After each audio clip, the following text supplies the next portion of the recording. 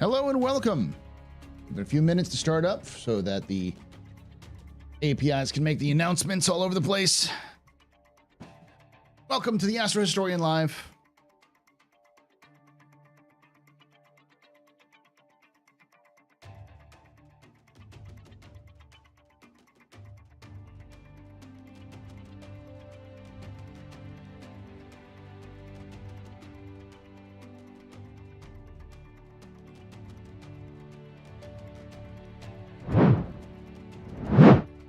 My name is Paul Shelley, and welcome to the AstroHistorian. This is a channel dedicated to exploring and explaining the lore of sci-fi and space universes and discussing their impact. Today, this is the AstroHistorian Live, or this is a live stream where we're going to be looking at the first five systems of Star Citizen, the lore behind them, when they were discovered, and other small little facts about them. This is going to be a long one, so make sure you grab something to drink, grab something to eat, sit back, relax, and enjoy. And for those of you who are wondering, if you're coming on this, like, why is this like a 7-hour video? This isn't a video. This is a live stream. I will eventually do a kind of comprehensive lore video on the first 5 systems to kind of give people an idea of how they're connected and everything else like that, but that may take some time. How y'all doing? Your vids were super cool to find the other day. Thank you, Bobby Bones, for watching. Roy, Gravedigger,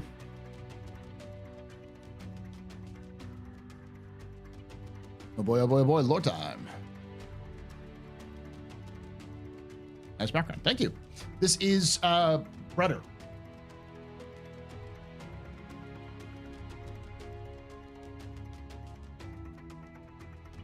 Seven hours. The last one was about 4 hours. So I tend to almost perfectly hit the 4-hour mark when I do these, but we'll see. You will wait for the lore video. All right, Star Strike.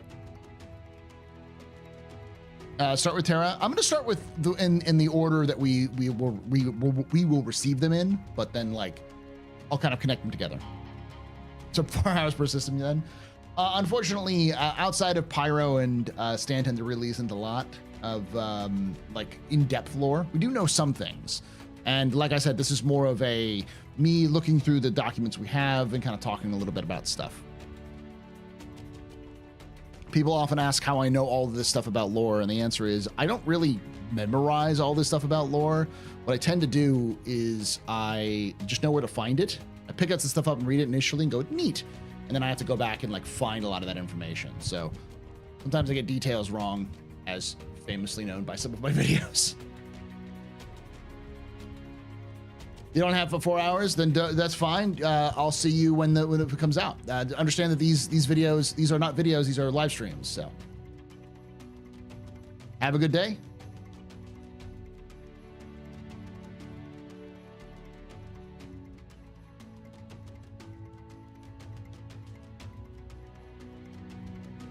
Hey, everyone.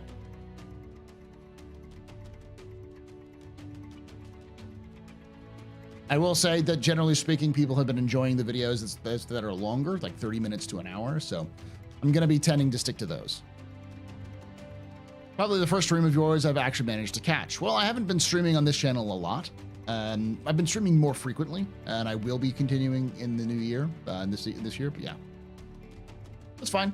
This will be also up as a VOD after the fact. So for those of you who want to watch the whole thing, maybe in the background, doing something else, that's fine.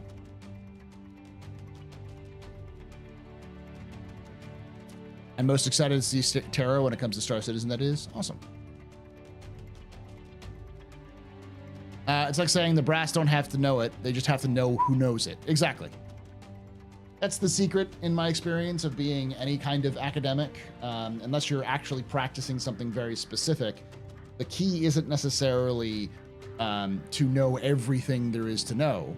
Like, you know, Luna's here, who's a pharmacist. You don't have to memorize every single drug that has ever been made.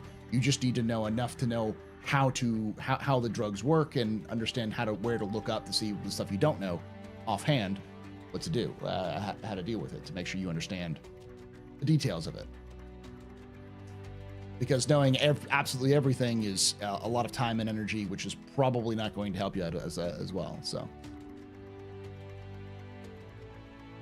I think Castro would be the cool addition, just the fact that it's the only militarized system, if I recall correctly. There's more militarized systems, but it's probably one of the more prominent ones.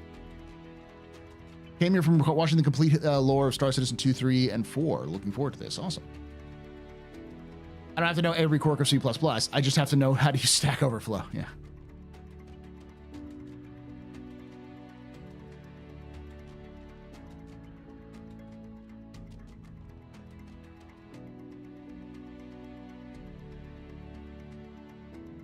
You're honestly not happy with the new definition of 1.0? I'm not either, but I recognize it for what it is, which is beta.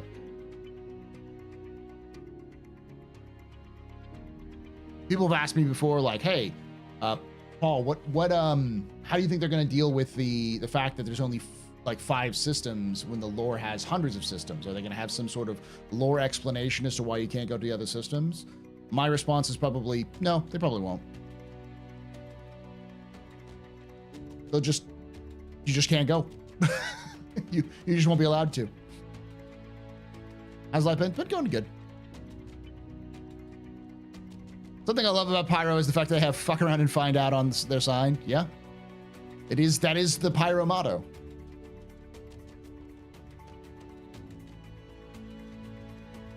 Hopefully they put both landing zones on Terra. There's a lot of landing zones that should be on Terra. We'll get to them. Things like New Austin, Nova Kiev, Terra Prime, Kazi, you know.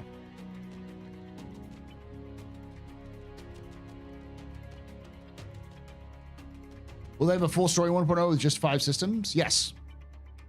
They've said that they'll have a 30 to 40 hour story, and we actually covered a little bit of that in the last live stream we did, where we looked through the original time capsules and discussed like the context around them.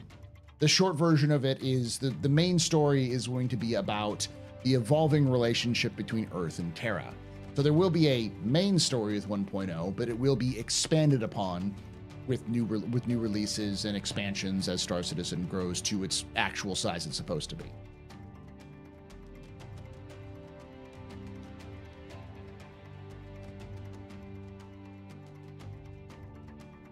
There was only one on Terra originally. It was going to be Terra Prime. But there are multiple landing zones mentioned in the lore. That's probably only a handful of the cities that actually exist on Terra. Terra is going to be an interesting situation for CIG because it is as important as Earth. Not only because it's a super important system for the game, because it's like the big, technically it's like new Earth, Nova Terra, but in the lore and in the story, it is the rival to Earth. So it has to rival Earth in terms of its impressiveness, both with landing zones and vistas. It has to feel like a rival. Otherwise, speaking as a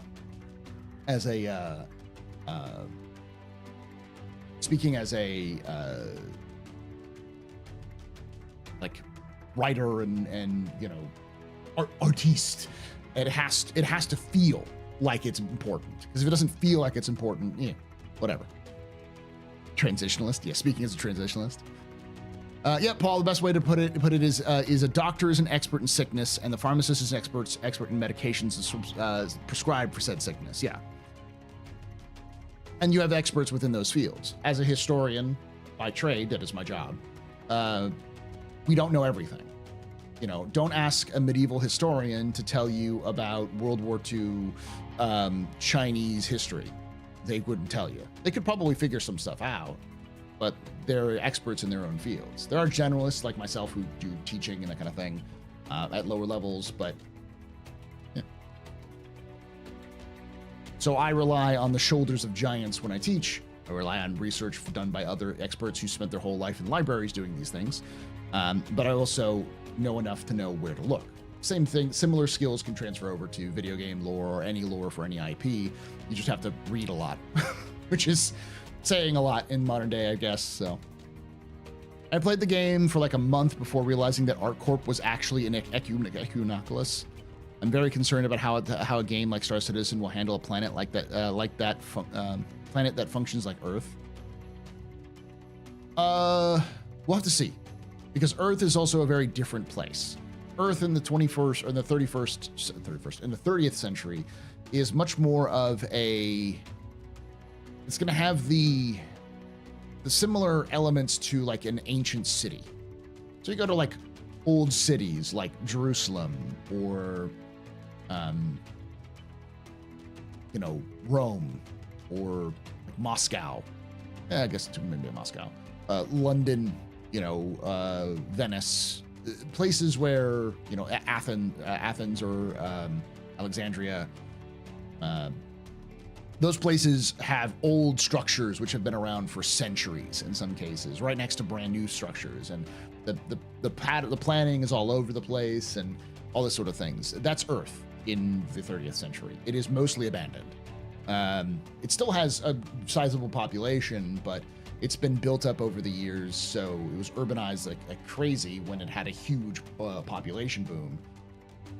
But now, since most of the population lives off Earth, most of the areas that were lived in are now empty. Boston's a good example, yeah. Mexico City, both good examples. Kyiv, yeah. Kyiv is another good example. What I'm saying is like cities that are, you know, hundreds and hundreds and hundreds of years old, you know, or thousands of years old. That's going to have that sort of feel where it's going to feel kind of abandoned, but also lived in.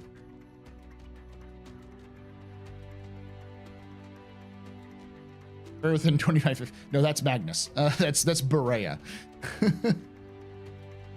Is the Earth livable or mostly polluted? It's livable.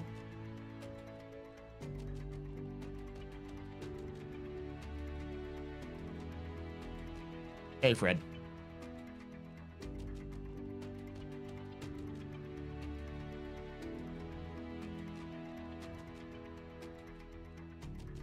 ArcCorp needs more buildings and less Death Star plating. They're definitely going to have to rework their building system, and that's definitely something that they've talked about.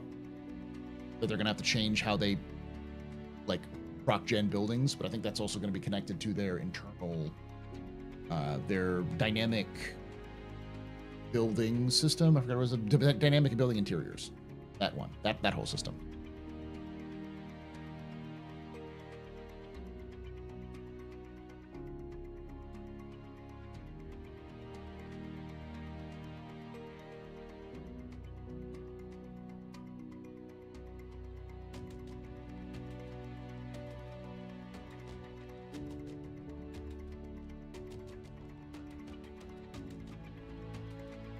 All right, let's get started. We've been kind of waiting for everyone to kind of show up.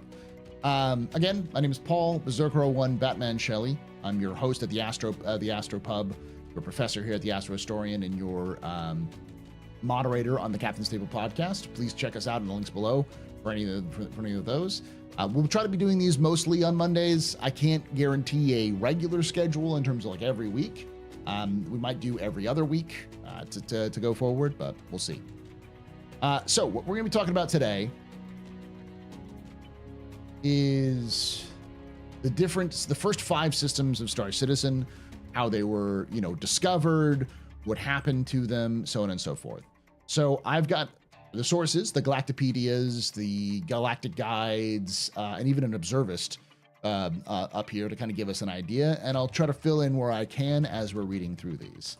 So let me go expand this a little bit more. Let's take a look.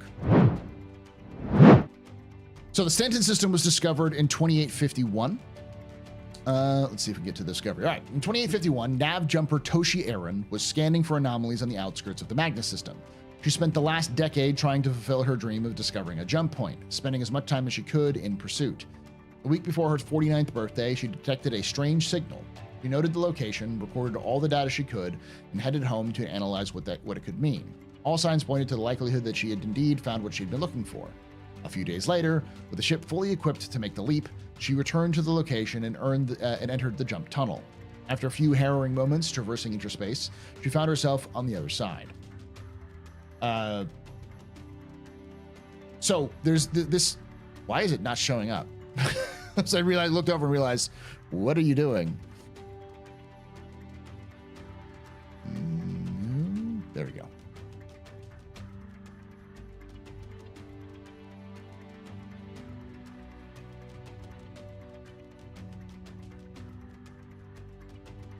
There we go. Professional streamer here.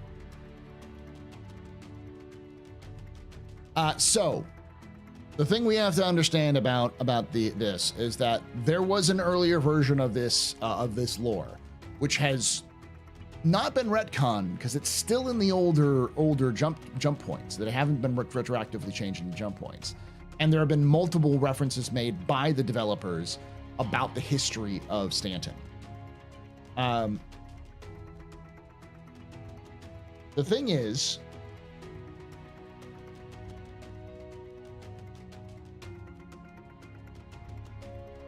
yeah,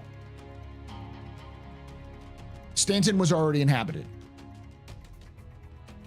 When Toshi Aaron, when she entered Stanton, Stanton already had a population inside of it.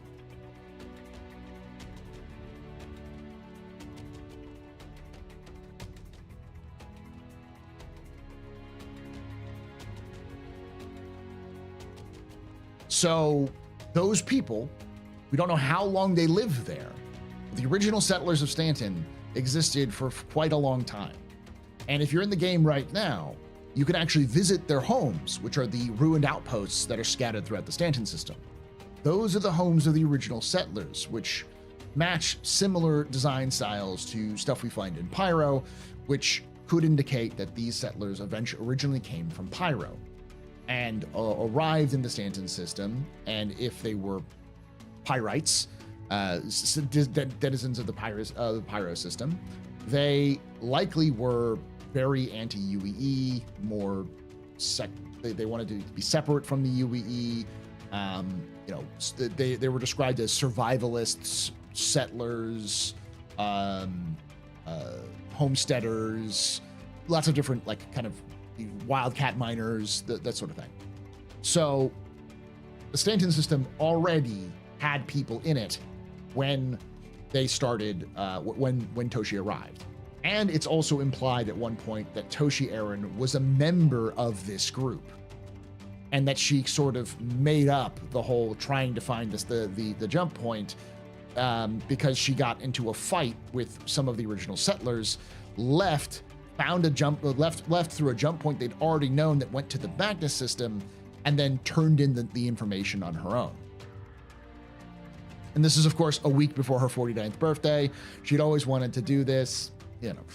She actually named the system after her brother, Stanton Aaron. So those planets weren't terraformed. Wouldn't that be an issue? No, because a lot of the systems, a lot of the planets in Pyro are also not terraformed, but they use similar technologies. They would have airlocks and other things like that. Humans don't always live on terraformable areas. It just means that their populations weren't that big.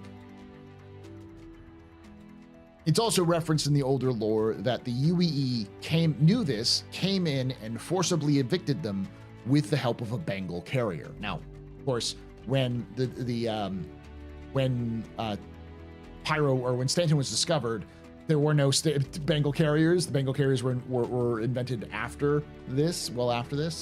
And of course, this was, of course, back when Stanton was originally discovered in the early 30th century. And then they pushed it back because people said it was a little unrealistic to have terraformed and built an Ecumenopolis, I can't even say that properly, of ArcCorp that quickly. So they put it back to about a century. Pyro was found first. Yeah, Pyro has been around for much longer. We'll go about that when we talk about Pyro. So I did an entire video discussing the original settlers of Stanton, who they were, who they likely are. The short version is they're probably the Dusters. The people who we see as the Dusters in game are probably the descendants of the original settlers who were there first. But once they had removed the settlers, the original inhabitants, they had a problem, and we'll go to it here. Aaron's discovery made waves in the UEE government. Not only were all the planets in the system located within the Green Band, but when the UEE Pathfinder surveyed the system, they found a jump point that connected the Stanton to Terra. The UEE immediately claimed the system and dispatched naval engineers to determine if it would be what would be needed to make 3 terrestrial planets habitable. The eventual report brought bad news. The funds required to terraform these planets would be far more than the cash-strapped government had available to them. This is only about, this is less than a century after the fall of the Mezzers, so we're talking about a very, very poor and very, very less exuberant UEE. They had outposts, yeah. By 2865, the UEE Senate placed a potentially recession-causing budget shortfall, or facing a potentially recession-causing budget shortfall, announced that it would be selling each of the planets in the system to the highest bidders. Multiple megacorps reached out or were contacted by the UEE government. After a long period of closed-door negotiations, four corporations emerged victorious. Hurston Dynamics, who purchased Stanton 1 and began major mining operations at once. Crusader Industries, who claimed Stanton 2 and its skeletal shipyards for the construction of their starliners. ArcCorp, who immediately began developing Stanton 3 to support their diverse industries. And Microtech, who considered the Stanton 4's frigid climate as beneficial for cooling their extensive network of servers. What this doesn't talk about is that the actual impetus for this was ArcCorp. So ArcCorp is a mega corporation that has its hands in many pies. It's been a terraforming conglomerate, it's been a mineral conglomerate, a mining conglomerate, a ship manufacturing conglomerate. It's done just about anything you can imagine. It's morphed and changed over time. But its main moneymaker is its engines, its fusion engines and fusion drives. So the problem about fusion drives is that they're very dangerous to make, and they cause a lot of collateral environmental damage. So when Stanton was first discovered, ArcCorp quietly reached out to the UEE and asked if they could purchase a continent on one of the planets. And that's when the Senate realized, well, we could sell these things. So they sold the planets to the various corporations because of ArcCorp. And these four companies are there's a reason why each of them are so important. Hurston Dynamics is the main manufacturer for weapons, missiles and rockets to the UEE military. They in fact produce a lot of the antimatter and antimatter weaponry that the UEE military uses, basically weapons of mass destruction. ArcCorp is, like I said, a major conglomerate of just making everything. Crusader is one of the primary movers and shakers behind the Starlifter Corps. Starlift Command. Starlift Command requires the Starlifters, the Herculeses, to exist. Plus, also, it is pretty much the backbone of civilian transportation, so they have lots of connections in the military and civilian worlds. And Microtech famously makes pretty much any hardware technology that deals with like communications or personal enjoyment. They make the AR contacts that go into your eyes when you don't have your helmet on. They make a lot of the visors stuff from that. They make the Moby Glass is probably the most famous one. They make almost all of the pads. They make tons and tons and tons and tons of things. Hello, welcome everyone from Loken Stream. We're doing a lore read through of all of the 5 systems of Star Citizen for the first release of 1.0. So each of these companies was very, very wealthy, and they each wanted it for different reasons. Hurston Dynamics wanted it because they saw the land as the perfect location to test and gather resources, far away from the prying eyes of people who didn't like them because they were accused of many human rights violations. Crusader Industries wanted the docks, which were now called Providence Platform, what we now know as the city of Orison, which were originally built by the UEE Navy because they wanted to use that system to make it easier to construct heavy ships in atmosphere. The lore, which is sort of in flux right now for that one, is that supposedly the upper atmosphere of Crusader, because it's a low mass gas giant, has similar low gravity potential, like microgravity. So it's easier to kind of move around. Thus allows for larger ships to enter the shipyards and dock, which means they can build larger ships, and they don't have to use vac suits because it's all atmosphere. I don't know how much that is the case because you still fall at 1G when you go through the when you right now in game.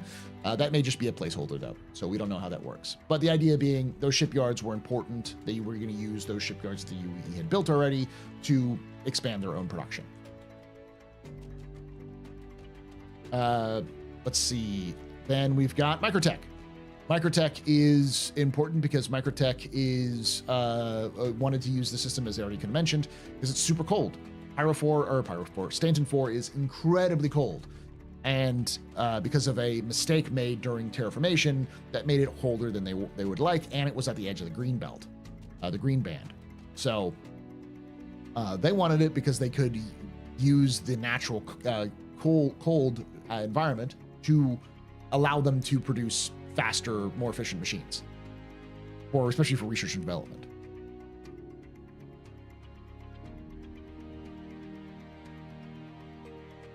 I mean, it has atmosphere, but doesn't mean humans can breathe atmosphere. But that's on CIG, not you. No, you can breathe the upper atmosphere of a low mass gas giant. That's one of the few things that CIG actually was correct on.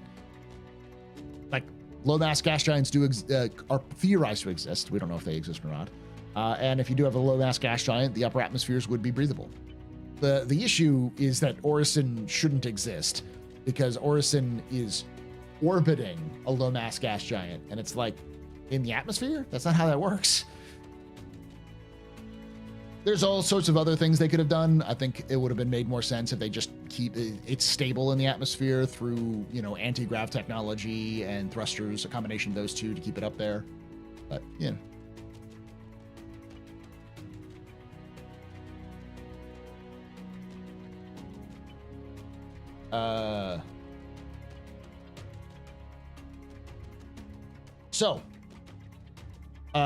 and like I said, ArcCorp is also needed to planet because it's very, very destructive to build those fusion drives, and it's very environmentally dangerous and also very dangerous in general. So they wanted a place where they could do without regulations.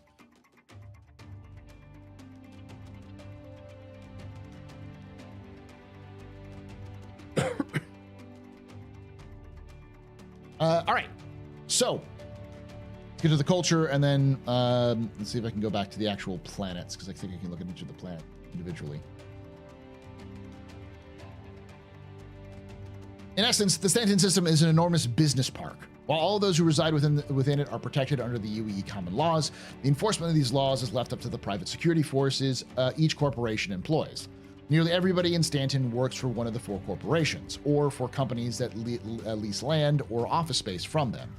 As such, each planet is operated according to the business practices of its particular company.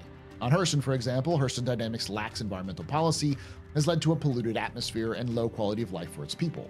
Conversely, Crusader Industries' commitment to design has transformed the once sparse Navy shipbuilding platforms into beautiful live-work spaces lined with flowering trees.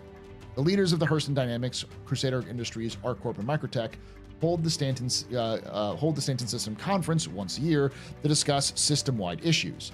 Commonly discussed topics include regulations on imports and exports, who has jurisdiction over what parts of the Air and Halo, Stanton and Belt Alpha, and strategies to deal with criminal activity. This is a side note. The SAIC is usually invited to these conferences, which is the special agent in charge, who is currently Rowena Dooley.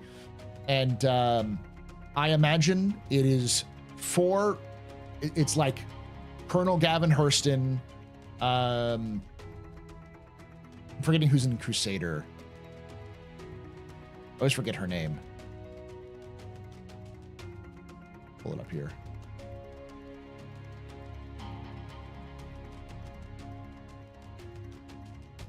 I don't have it.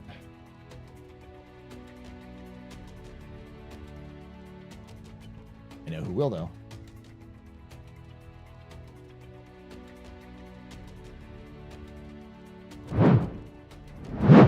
Second.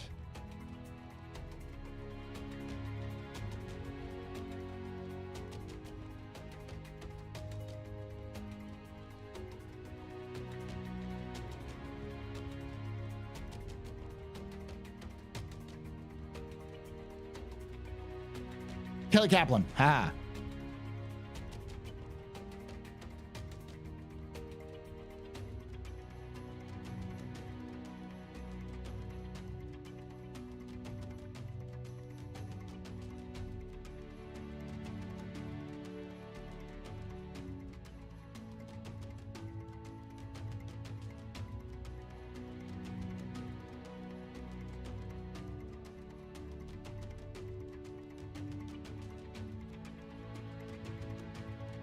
We don't actually know the leaders of Microtech and ArcCorp, but I imagine like Kelly Kaplan, Colonel Gavin Hurston, and the two CEOs of ArcCorp and Microtech all show up, and they're all just like shouting at each other, dissing on each other, doing the things that rich people do when they get together and do stupid shit.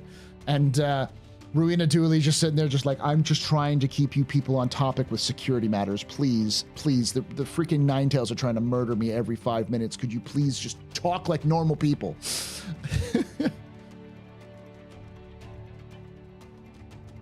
All right, so that's the Stanton system. Discovered again in 2851, so fairly recently. It's actually a pretty new system. It's only a little over 100 years old. Its 100th anniversary of discovery was in 2951, so 4 years ago. But it is still fairly well entrenched because of its given to the systems. For instance, ArcCorp, the reason why ArcCorp is an ecumenopolis is because ArcCorp didn't really care about the rest of the planet. They just needed the places for their fusion engine plants, which literally ring the equator. Everything outside of that is actually leased to other companies. So there are plenty of other companies that actually call ArcCorp home that are just leasing large regions of land to build their own thing, which is how they're able to build this ecumenopolis, is because each section is being built up by its own company, probably more like paid for by its own company within, and ArcCorp has its own contractors to help build it for them. So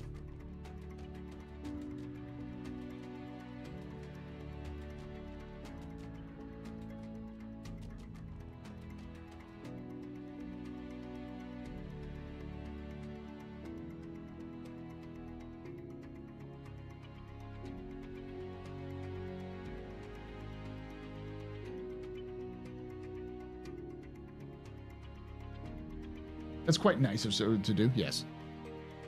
So that's why the entire planet looks like it's built of tiles. Yes. Because each tile, each section is its own company.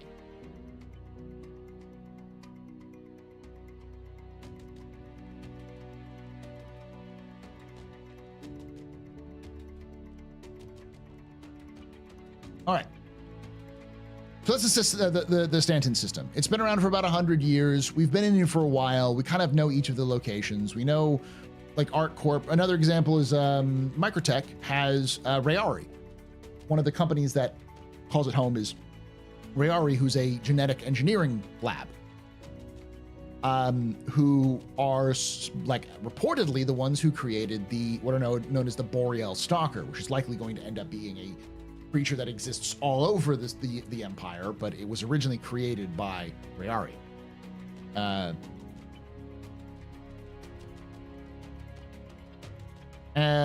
Yeah. So let's move on from the Stanton system to the Pyro system.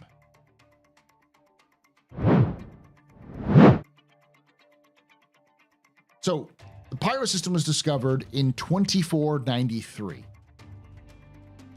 In 2463, the watch officer of the Earth flag tanker, the Roustabout, Raj McEwen, detected a strange signal in the Kano system.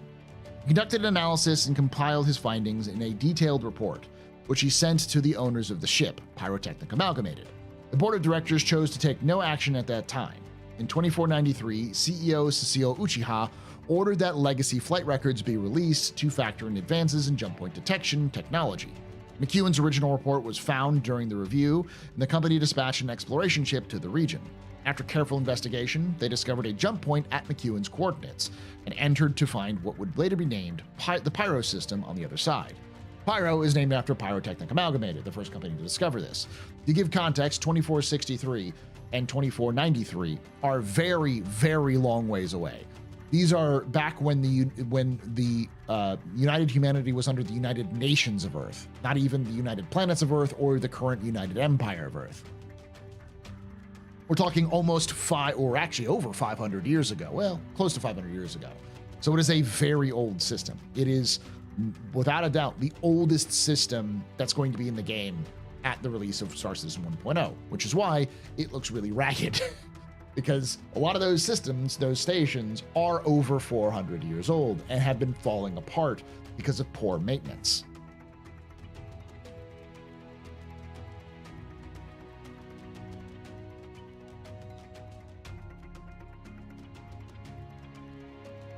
Does the Picotave actually exist? I couldn't tell you on that one.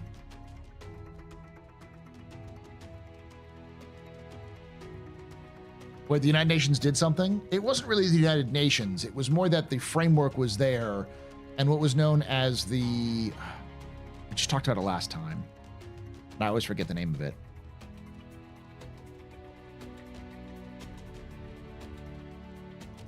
It was a kind of a coalition that had helped terraform Mars and helped terraform the first star system. They got together and basically were like trying to settle this brand new, like, literal empire of stars. These different systems would be too hard for one nation to undergo, because what happens when nations are competing for resources at a distant location? War, conflict and war. People fight each other over resources all the time, and they'll fight over land or other petty reasons for no reason. These groups of mega nations that had made all of this possible in the first place sat down and said, we need to work together and pool our resources in order to survive. So they created what they called the United Nations of Earth out of the United Nations sort of framework, because it was already there. Not necessarily that it was useful or being used, it was just already there as a resource for combined negotiations. And then they bullied every other nation into joining, because you either joined them or you got left behind. So.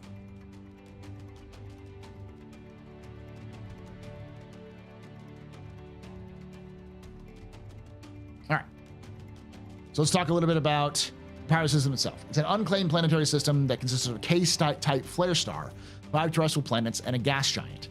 Discovered in 2493 by Pyrontech Amalgamated. It was not claimed by the United Nations of Earth due to parts of the dangers surrounding the star. Instead, it was exploited by the corporate interests until 2560s, when the potential resources extracted from the system stopped outweighing the increased cost of maintaining equipment under the violent sun. Pyro became a haven for outlaws by the early 2600s. Today is mostly populated by criminal factions that frequently struggle against one another for dominance. In 2947, extremist group Xenothreat seized control of Ruin Station, making them the de facto leaders of Pyro system. Now, the system is roughly 11.3 billion years old. It is classified as a flare star or variable star that undergoes dramatic increases in brightness within a few minutes, releasing powerful bursts of radiation. The closest planetary body to it is Pyro 1, a terrestrial planet with a dense atmosphere and silicate crust. Of the other terrestrial planets, Bloom, Pyro 3, is the only other one with naturally habitable conditions. So, none of the planets are actually terraformed or habitable except for Bloom. Monox, Pyro 2, has enough oxygen in its atmosphere to allow a person to breathe without protective equipment for only a short period of time before deadly health consequences set in. It's called Monox because it's filled with hydrogen monoxide. Or is it hydrogen monoxide? Is it hydrogen monoxide? Yeah, I think it's hydrogen monoxide.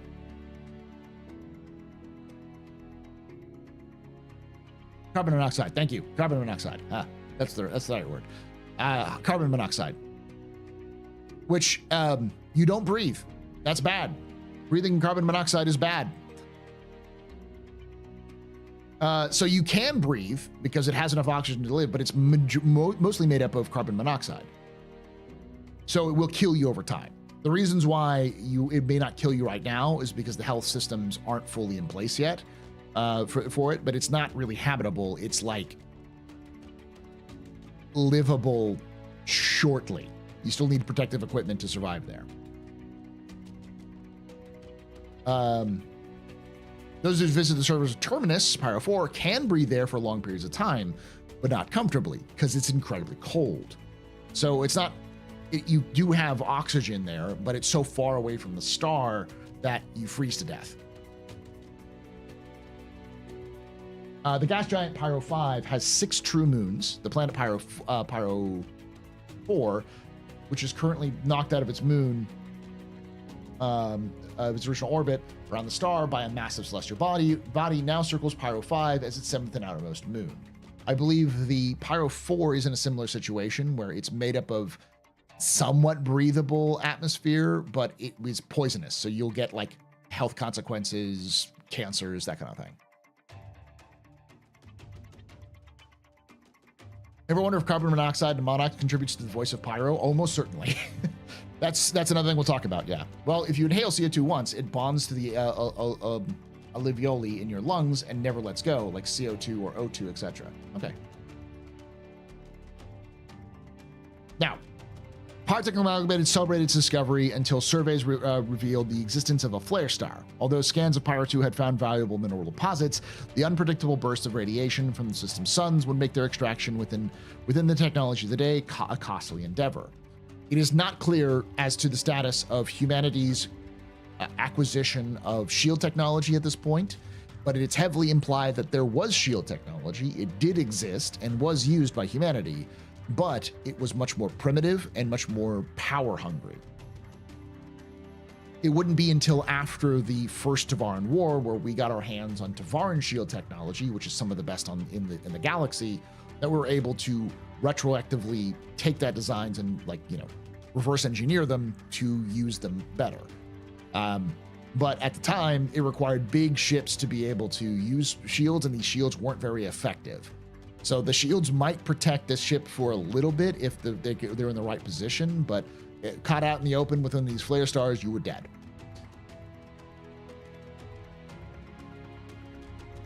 The company made the decision to report the discovery to the UNE, planning to collect a government subsidy that would fund their operations and guarantee future profits. Uchiha personally reported the news of the discovery, and Pyrotechnic Amalgamated was granted first crack at the system when the UNE opened it for commercial activity.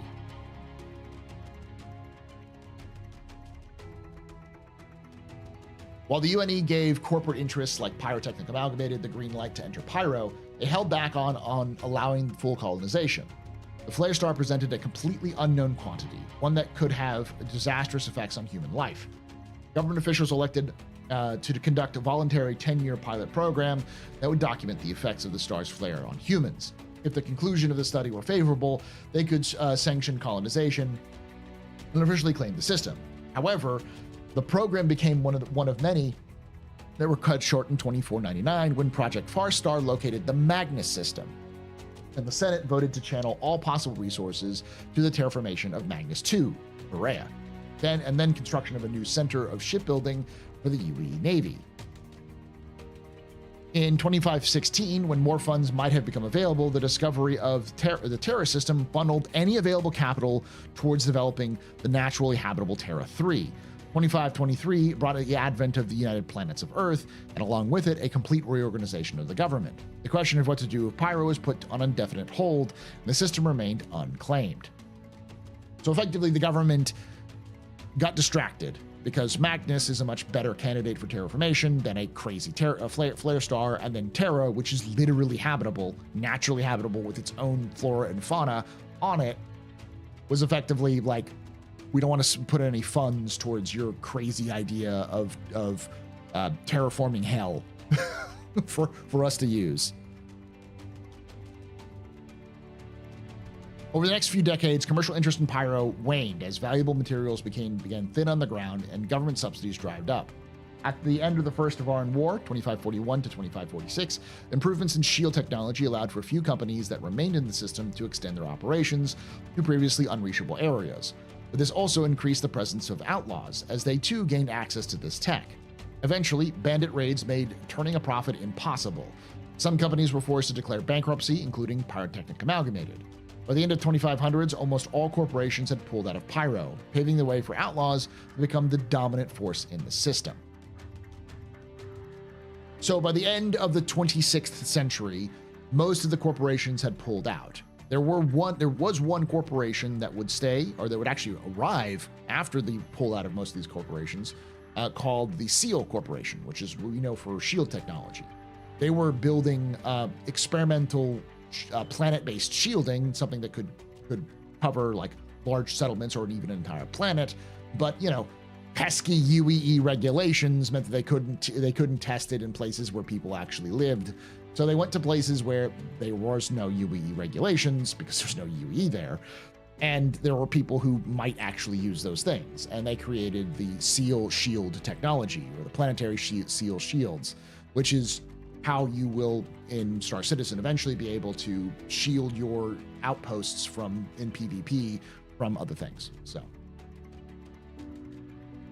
but yeah, so by the end of the 26th century, there was no more. There were very little presence of the corporations, and by the mid 27th century, even the SEAL Corporation pulled out of Pyro. So, for most of Pyro's time, there was very little organization, and a lot of people were abandoned there.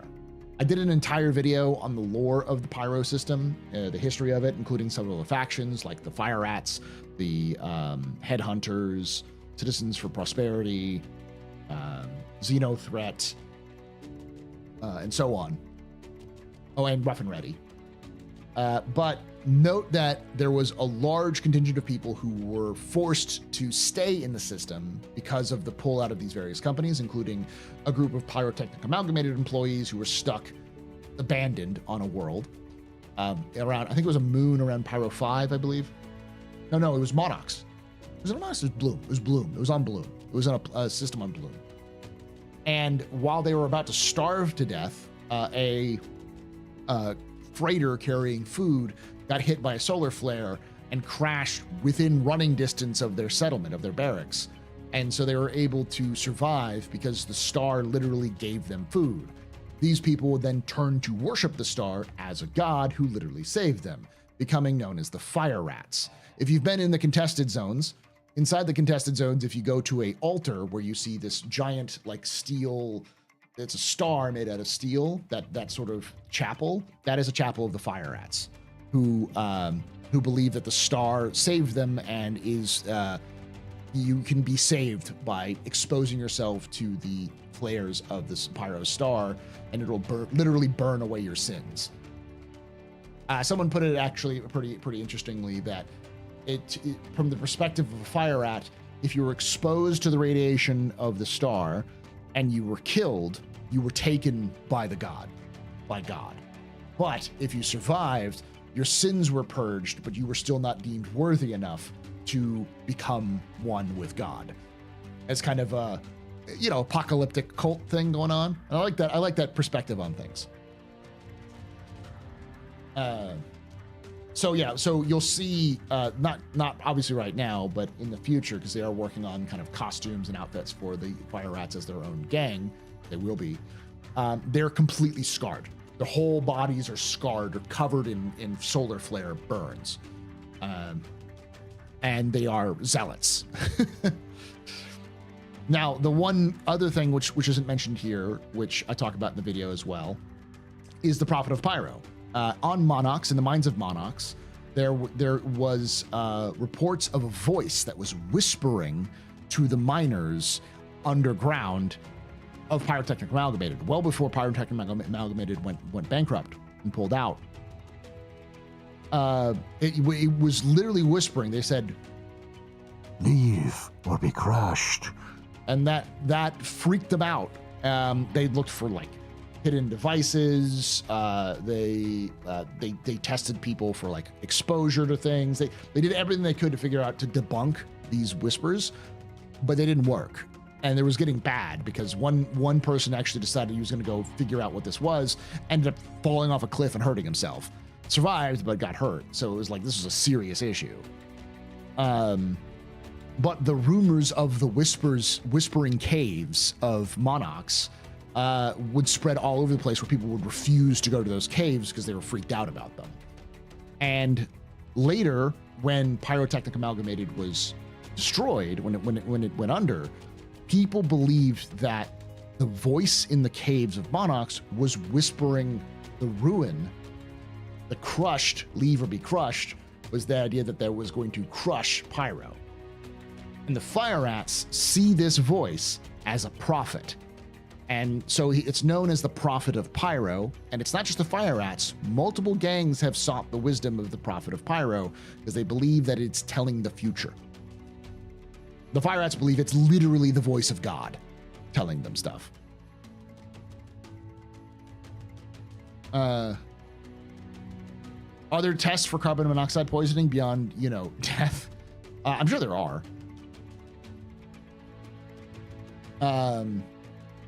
So that is a unique feature of Pyro, which isn't in the game yet, as far as I know, but may be added in the future because that was one that was specifically new lore that was added to help explain things like fire rats and other aspects of it. So it'll be interesting to see that.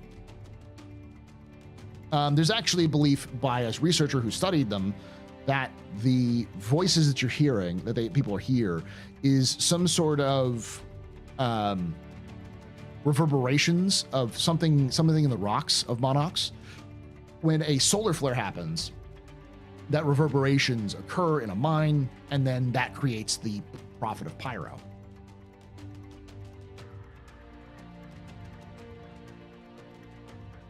Oh yeah, you can buy cheap CO detectors and hardware stores that work well.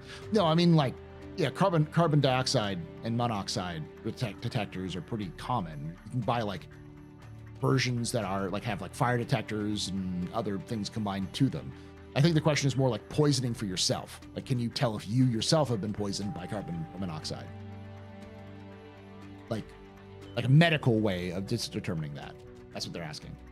That I don't know. Probably, but I'm not a medical technician, so. All right.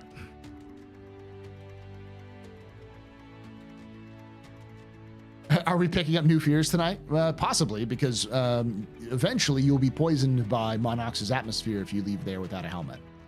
All right, culture. Instead of having formal organized government, competing gangs rule over the Pyro system, creating a series of fiefdoms that are subject to change if the local dominant factions is outed from power.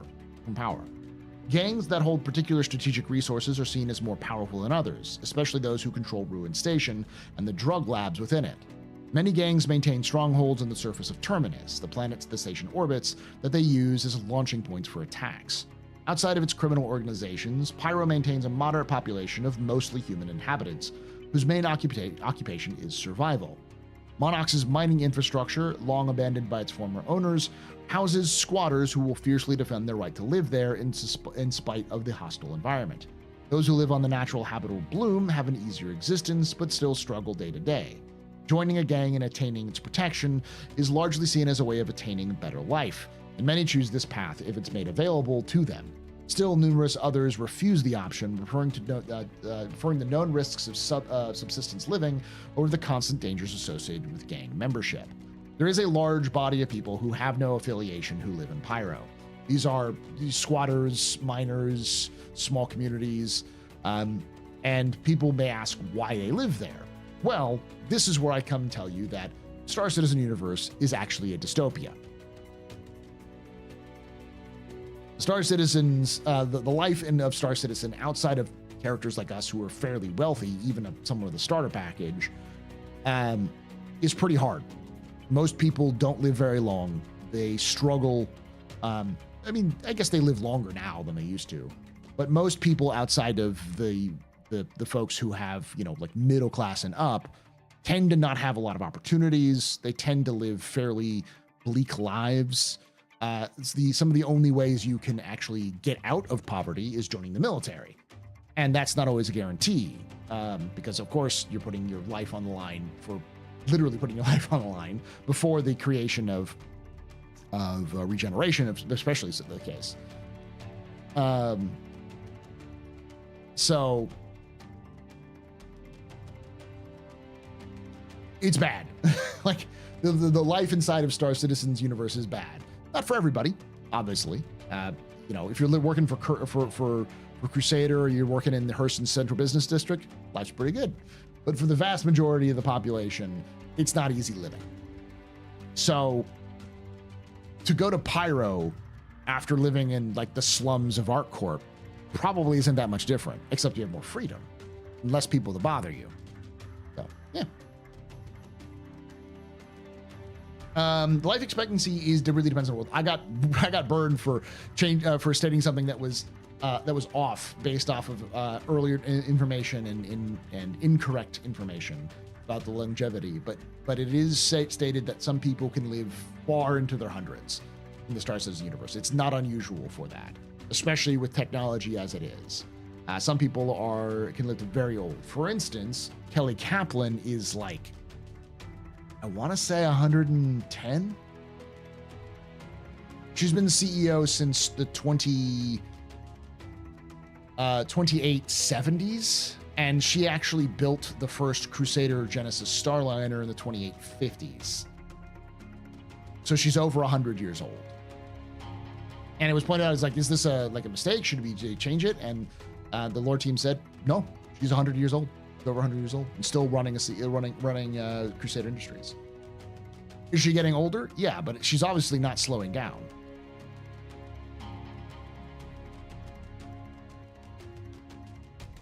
I'm sure historians in Star Citizen universe probably say life's never been better. It probably is. It's probably true, honestly. Generally, life expectancy is probably overall higher. Probably less poverty than ever before, more opportunities. But for the average person, barely starving to death versus actually starving to death isn't much of a difference. I imagine the wealth gap is pretty huge if a corp can buy a whole planet. It can be. And you also got to remember that in order to become a citizen, which gives you a lot of rights and responsibilities, you have to be chosen through a specific program. So even if you join the military, at the end of the military, if you want to attain your citizenship, you have to go before the board. That board will then decide if you are eligible to be a citizen or not. And it's entirely up to them and their own whatever categories they want to say to make you a citizen or not. So you're at the whim of a group of people who you don't know, who are looking at your achievements and deciding if those achievements are good enough to become a citizen. So you can't even guarantee citizenship. And there are people who are denied citizenship for just regular service in the military, no achievements. Do we know what the board approval rate is like? No, but I would assume that it's not high. This is just a wild ass guess based off of what I've read. I would say 60%. So good, but not perfect.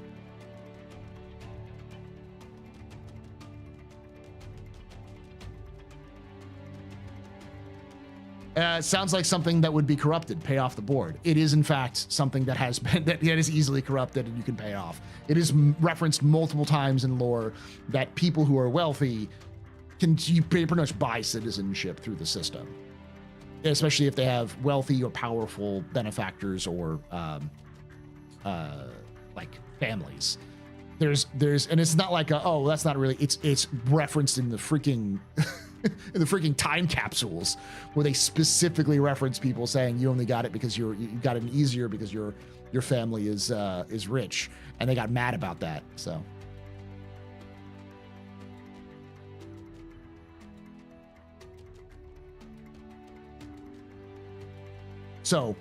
and remember, the only people who can affect the system of the UEE are citizens. So in order to vote or even hold higher office or to even vote, you have to be a citizen. You see how this system can be not perfect. It's not a Star Trek utopia. No. Things are better than they would be today. I mean, we don't have replicators in Star Citizen, but we have fabricators, which, as long as they're fed the right materials, can pretty much make anything you need them to. But you have to have the right materials. All right. So pyro is like the reason why I'm saying that is because it's for some people, moving to pyro is freedom away from the corporations, from the government, from the other things that are out there. It's not ideal, but it's also pretty cheap to live, because as long as you have enough protection and the right gear, you can survive. If people have been able to survive with a box of scraps in a cave for 400 years, then modern technology should be pretty easy.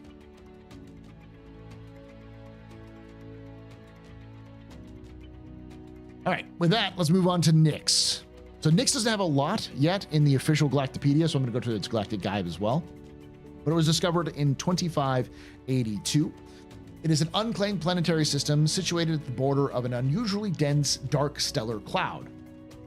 It consists of an F-type main sequence star, orbited by 3 planets and an asteroid belt. Due to the cloud's interference with navigational equipment, travel through the system is difficult and hazardous. The system's main settlement, Levski, located on a moon-sized asteroid in the Glacium Ring, is considered a haven for humans who wish to live beyond the reach of UE law. Nyx is far more likely to be a place where people would like to go to if they want to be without the reach of the UE.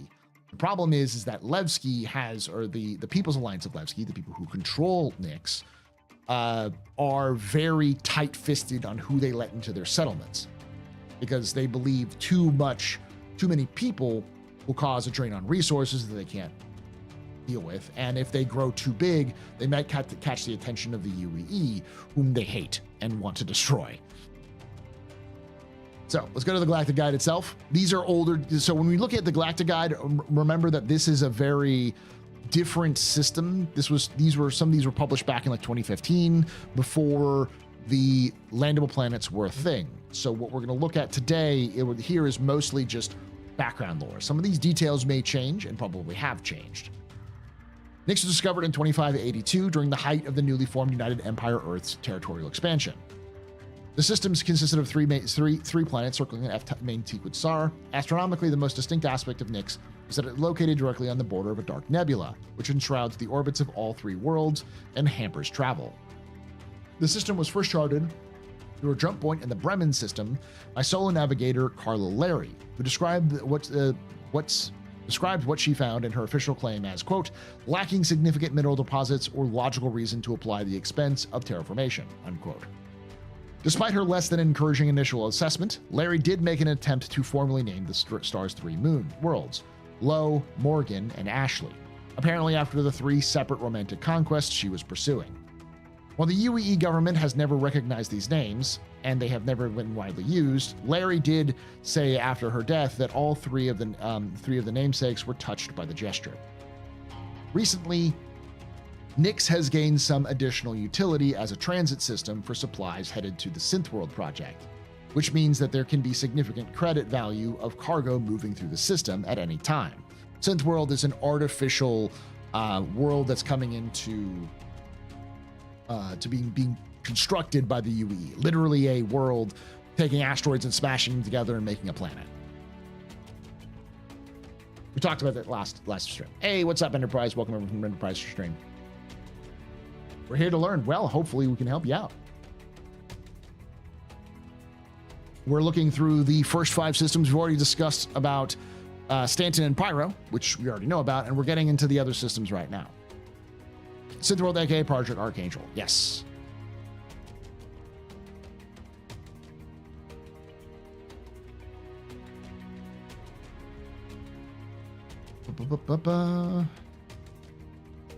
Small-scale piracy is not uncommon. Buoyed by the system's nebula, and travelers are warned to veer off standard space lanes during transit of the system.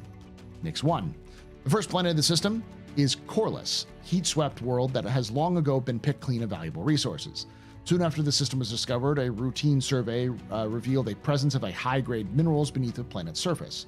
Once word got out, the planet briefly became the focus of numerous mining operations, and within 50 years, the planet was almost entirely stripped of its resources. Its mineral wealth shipped off to Killian to help supply the Empire's growing war efforts. By 2630, Nyx 1 had mostly been abandoned, and little evidence of human habitation remained. This is old lore, so it's likely this is going to change. And I'm looking at some of these descriptions. These are likely going to be the ones that changed, because these were written before CIG thought they were going to have planetary landing working. Now, I don't know how much different they're going to be. I don't think that we're going to see Nyx 1 suddenly become a habitable swamp world where you can have, conversations with Yoda, but it will still likely be less favorable because it's not really a favorable system. Wait, hold up. How can a planet be Corliss? I don't know that term. There are probably some astronomers or physicist folks who are more educated than I am on that. The only guess I can imagine is that it doesn't have an iron nickel core. It's just sort of a collection of rocks. Homogeneous inside instead of differentiated. So yeah, so there's no, okay. I could be wrong on that though. It could also mean it doesn't have a molten core. It could be that its core is quiet. I guess like similar to like Mars. So more Geonosis than Dagobah. Yeah. Crossed all the way through Domantle, etc. Nyx 2, a smoggy, desolate world. Nyx 2 was once considered an edge case for terraformation. Thick clouds of acid and carbon dioxide surround the world, and the planet is technically teetering at the inner edge of the system's green band. Nevertheless, a serious study was conducted as to whether or not it could be made habitable. The end result was that it could, but it would take considerable effort to provide little in the way of returns. EVA on the planet itself is lethal. Even if explorers are protected from the corrosive elements, they'll be unable to function in the high-pressure atmosphere. It's effectively a Venusian planet, Nyx 2, or a type of Venusian planet.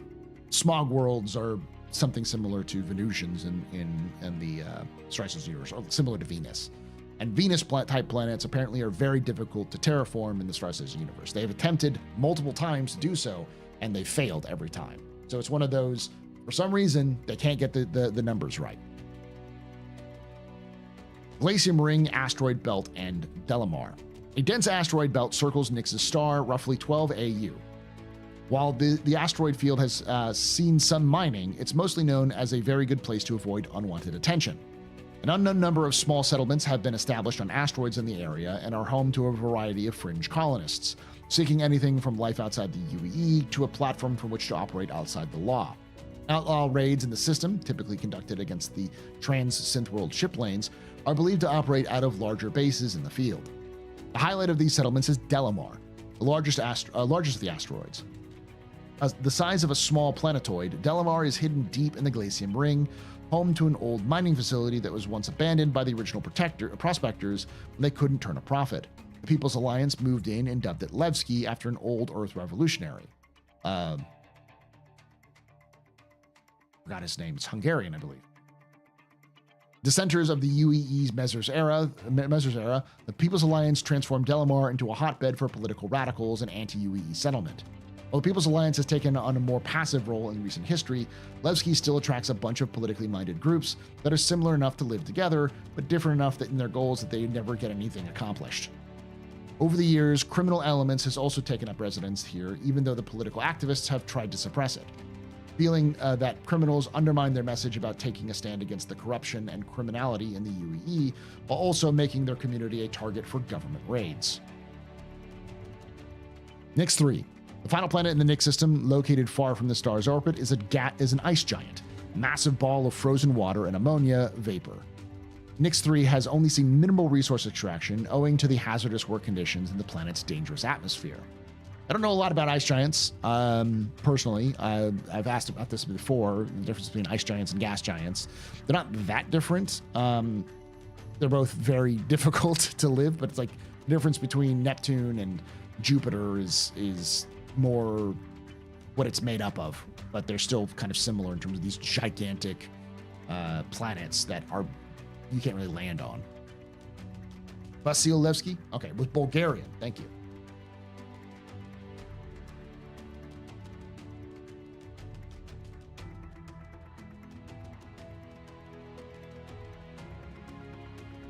I don't seem to be able to change the direction of my ship. I've tried Z key, but it doesn't have any effect. Anyone know the effects? I wouldn't. Well, maybe the chat will help you out with that. Yeah, I guess it's just, but they're similar in terms of their gas, not liquid. So like an ice giant isn't solid, it's not liquid, it's still gaseous of some kind. It's just different materials than a gas giant.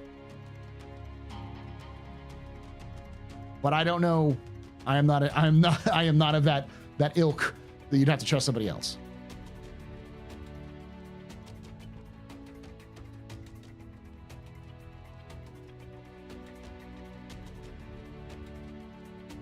Yeah, but it's like when you say ice giant, people think you can land on the planet. because it's ice, but it's not solid. And, you know, it's got water, but it's not water, liquid water. It's like humidity almost.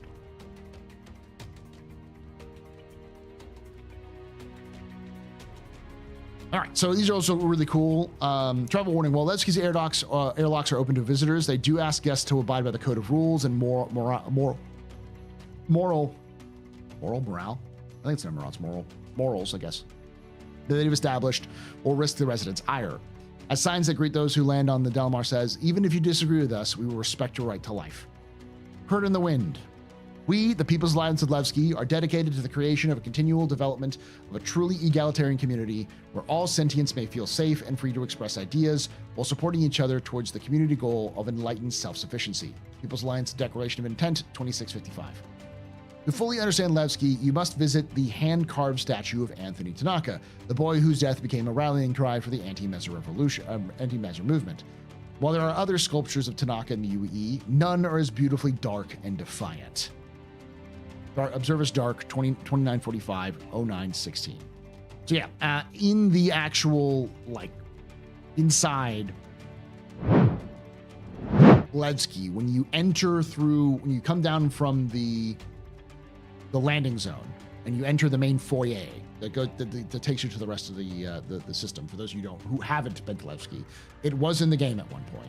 They just removed it because it was put into the Stanton system when it should be in Nyx. There is a huge statue of a miner or some sort of factory worker holding a limp child in his hands, and below it is a sign that said, "Remember Anthony Tanaka," which is an important figure in the anti-UE movement because he was a child laborer who was shot dead on the factory floor for his stance. So. Is that the one of the guy holding the boy? Yes.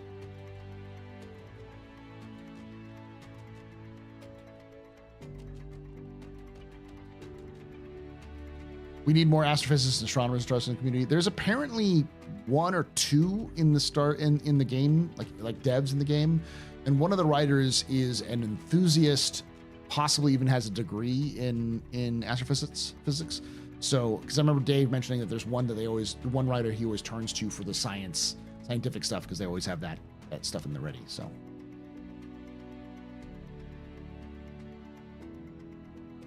for daring to not work a 36, it was like a 36 or 48 hour shift. Yeah. Sherry, I think. Yeah, Sherry's that one.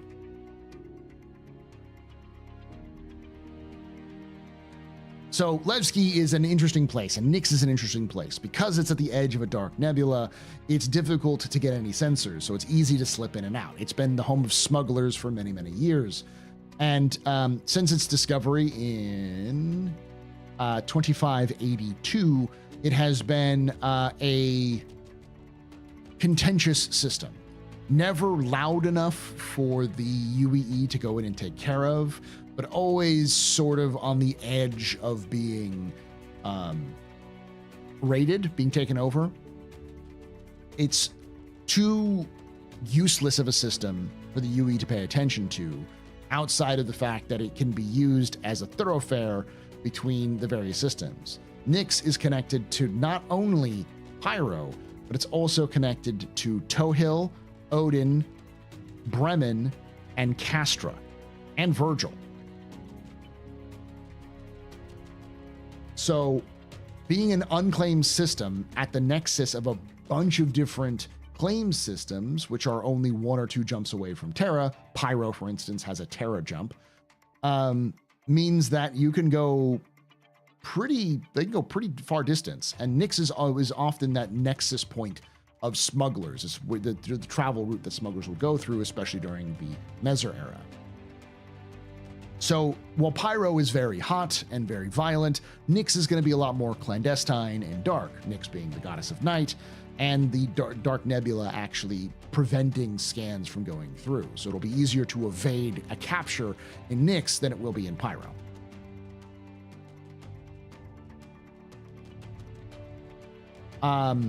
And because it has a jump point to Virgil, though, the one thing that is key is that Virgil is now a Vanduul system. And because it's a Vanduul system, Vanduul have started to come into Nyx from Virgil to raid into Nyx, which means the People's Alliance Levski is having some issues because they know that they're risking a larger invasion by the Vanduul, which would be very bad. And the Vanduul are also probably going to gain the attention of the UEE, which means the UEE will move into the area that they now then the People's Alliance Levski are going to be in a big amount of trouble. This isn't uncalled for as well, because in the Oberon system, which is an unclaimed system, during shortly after the Battle of Vega, which we saw in the Squadron 42 trailer, or Squadron 42 preview, after that battle, about a year after that battle, we have the Battle of Oberon. And that's when Admiral Bishop takes the fleet, a combined fleet, into the Oberon system to stop a Vanduul invasion of an unclaimed system.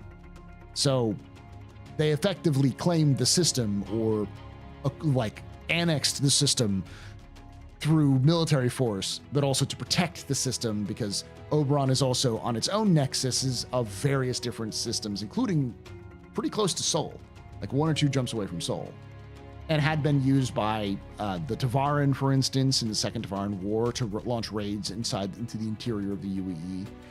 So the UEE isn't above going into an unclaimed system to just sort of say, we claim this now. This is ours now.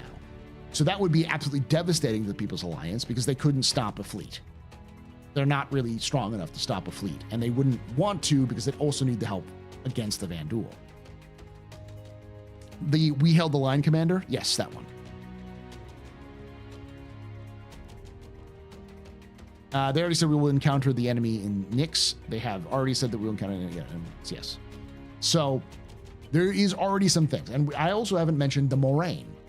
The Moraine are a family. They're a very close-knit family that exists in the Nyx system. They are sort of more violent than the People's Alliance. They're a lot more overt in their actions. They want to bring down all corporations. They're very anti-corporate, that kind of thing. But they're also very, like, we'll welcome everybody in to help anybody we can. But once you're in your family, you can't leave.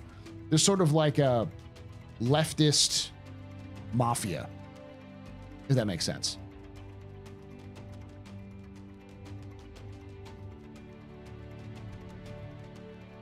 So both of Nyx and or both the People's Alliance of Levski and the Moraine are working together to stop the Vanduul, but they're not exactly friends with each other. Nyx being a lot more, everyone's here and welcome, everyone's ideas are welcomed. You know, when the Moraine, your ideas aren't welcomed, you're here first. You can join us, we can help you, but you're doing it our way. Is the Star Citizen wormhole map the same layout as the real space map in the same universes? Space lanes don't correlate to physical location. Universes, space lanes are location. As far as we know, it is. There's no indication if it is directly there. It's been asked if these are in different places, and the answer is because we do know that they do take measurements when they go into a system. Like when jumpers go into a system, nav jumpers go into a system, they will then try to find stars, like reference stars, and to figure out where they are in the universe. So as far as we know, they are in the same location and the same time. Vin Diesel's in charge there. Yeah, the joke we made was it's communist Vin Diesel.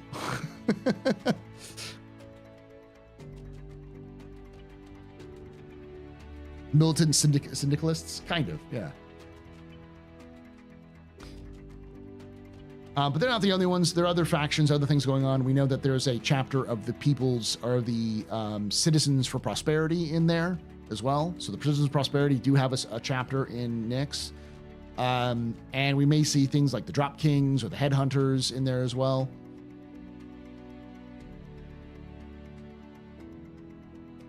Moraines seem to be a flavor of anarchic. I'm guessing they're not ANCAPs, yeah.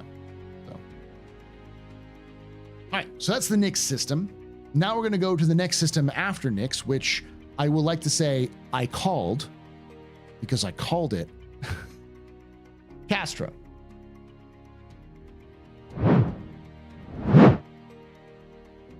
So it was discovered in 2544. It was originally designed as a military staging area due to its jump point connection with the Oya system and the former Peri Line. The Peri Line is a series of neutral zone, like a neutral zone that existed between the Xi'an Empire and the UEE, designed as a buffer zone for any invasion. They are effectively areas which were designated that no humans would be able to go to, but the military heavily patrolled to prevent the Xi'an from settling any of those systems, and the Xi'an stayed back on their own. So the Peri Line was these lines of systems which were basically no one could go to, and just beyond those systems were heavily fortified border worlds, places like Hadrian and Castra, which were specifically built up to be these massive walls, these military staging outposts for any possible invasion. At the end of the Meso era, 2546 to 2792, the system was opened up to non-military settlements and has since become the center of trade and tourism. The second planet from the sun, Cascom, Castra 2, is expected to apply for representation in the UE Senate in the near future. So we do know that it is on its way of reaching representation. So that's an important thing to understand. Castra is a UE system, and it is about to become a very powerful system. Any system that has representation in the UE Senate has a voice in the government, which is rare. Not every system that is owned by the UE has representation, and not every planet inside the UE that has settlement has representation. Some planets, like Vega, for instance, the system Vega, only one of those planets has representation, even though there's two worlds, Selene and Aramis. I believe, I always get them confused, but it's Vega 2, which now has representation, which the other one did not.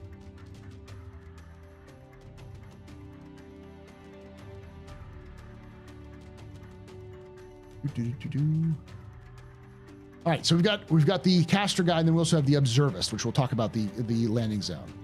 I will say, because I bring this up a lot, I did call Castra 2 years ahead of its announcement for a lot of different reasons, but the main being it made sense based off of what we knew, and they had a ton of concept art already written, like kind of created for it, which was unusual compared to the other systems. The history of the Castra system might be as close to a mirror of humanity's relationship with the Xi'an as you can find. Discovered in 2554, only 14 years after our first encounter with the Xi'an, Castra was terraformed for military use. As tensions with the Xi'an relaxed, so did the military's presence in the system. Today, Castra is a primary trading hub, though certain areas have stayed under military control and ready for action at a moment's notice. Castra is a simple system, containing 2 planets orbiting a stunning blue-white star. It was discovered by the UPE military pathfinders probing systems near the Peri Line for undiscovered jump points. After the initial exploration, early reports noted the system as, quote, unremarkable, unquote, from an astronomical perspective. Yet the military's brass immediately grasped its strategic importance as a staging post for the brewing Xi'an conflict. The system was named Castra after the ancient Roman term for land used by military as a defensive position, which is where we get things like castle from. And terraforming of its second planet began immediately. Decades later, the system was thrust into the front lines of the conflict when a jump point from Castra to Oya with its burgeoning Xi'an colony was discovered. As government funding flooded into the system to improve its defenses, fortifications, and military infrastructure, it quickly changed from a mere staging post to a focal point of the Xi'an Cold War. A large orbital platform was even built to support capital ships and long-range bombers, which were ever ready to attack Xi'an space should the order be given. The station has since been decommissioned and bought by Crusader to become part of their commercial Starliner network in the system. So Crusader owns the station that's orbiting Castra. Fun fact there.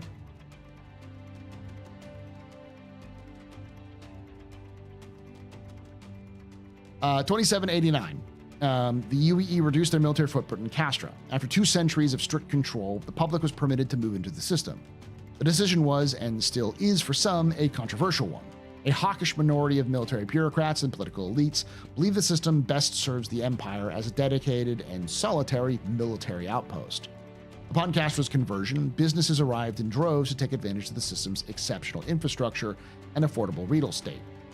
At this point, what makes Castro a prime destination for haulers looking for offloading raw materials?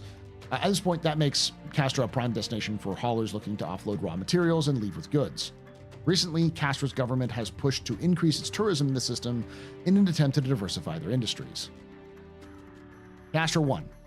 Castro's first planet lacks an atmosphere or any raw materials worth mining. Still, humans realized that Castro 1 was good for one thing: target practice. Designated Bullseye by the UE Navy, this dead world was used for bombing runs during the Cold War. Today, the system's star reflects the way the system's star reflects off Castro's one pockmarked surface is probably the most interesting thing about it. I wouldn't be surprised if Castro 1 is, when it actually is released, looks very similar to like a moon, but worse. Because if they're using it for target practice, they may be using it for testing as well, including things like antimatter warheads, which are said to blow up small moons. So, antimatter warheads in the UE arsenal are weapons of mass destruction. They are extensively dangerous. And if they're using Castro 1 as target practice, I wouldn't imagine if there are craters the size of continents. Castro 2, CASCOM. Only Castro 2 is suitable for habitation. The UE military designated the planet as Castro Command, which was shortened to CASCOM, an unofficial name that is stuck, much to the dismay of some current politicians. The military terraformed the planet as fast as possible. Some scientists today say possibly too fast, suggesting that the escalated speed at which CASCOM was made ready is to blame for its pronounced cloud layer. The military wanted to construct an ideal defensive position, so they dug at the top of Mount Ulysses to build the city of Sherman, making it both superbly secure and breathtakingly beautiful. The fortress city, situated above the clouds, has earned the nickname Island in the Sky. Upon seeing Sherman for the first time, Admiral Kumasi Klein famously said, "It's the city of my dreams, picturesque and protected by big guns." Since Sherman was under government control for centuries, it remains a sterling example of state-sponsored architecture. When monumentalism was championed by Imperator Messer V, Sherman's skyline was updated to reflect the style. Today, Sherman's historic architecture remains one of the primary reasons to visit the city. So it is one of the few places you can find multiple generations of architecture all alongside each other. Because as the city expanded, it had new architecture. And because a lot of the older architecture styles have been demolished because, changes and such, Sherman may be the only place to receive some of these, which is a unique way. One of the reasons why I thought CIG might choose it, because it is a way of experimenting with new building styles. So,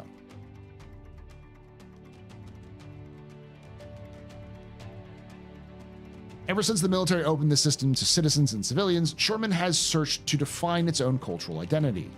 For centuries, living on Castro 2 was an assignment, not a choice. People from every corner of the empire spent time there, but few put down roots. When the system opened up, industry became the planet's most obvious new resident. Although companies like Kruger Intergalactic interjected new life into the planet, they did give it They did little to give the new identity among the masses of other imperial worlds. That changed in 2833, when the planet elected Andrei Nozilev president. President Nozilev worked closely with the business community to attract more residents to Sherman. For years, businesses struggled to find enough employees to fill available positions. Together, they launched pro-Sherman promotional campaigns on planets around the Empire.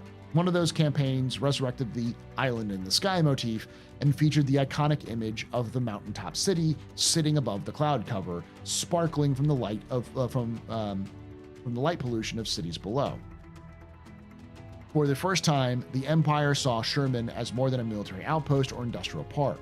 It was President Novelez's hope that he could see Castro 2 earn representation in his lifetime. But sadly, his transition from president to planetary governor never came to pass, and the planet has yet to earn its senatorial seat. President Nozilev's push to populate the planet worked. As more people arrived, so did a wide variety of service industries to meet the increasing demand. Sherman became a melting pot of high-end stores, restaurants, and hotels, intermixed with businesses geared towards middle class and blue collar workers. In many parts of the city, people in designer suits and those in graphene-toed boots shop, dine, and live in the same part of town. Now, I don't know the difference between a president and a governor, because from the way this sounds like, president may be just the local, like the national president. A governor is a planet. So the board of governors would be like multiple leaders of one planet. So if you have multiple residents or multiple like landing zones, you would have multiple governors. So he never managed to become a governor of Sherman, meaning he never became the highest ranking a non-citizen you can be. Typically, the governor is the highest ranking representative of a planet, and there are usually multiples of them, per se. Recently, Cascom's cheap real estate and scenic views have become popular home for retirees.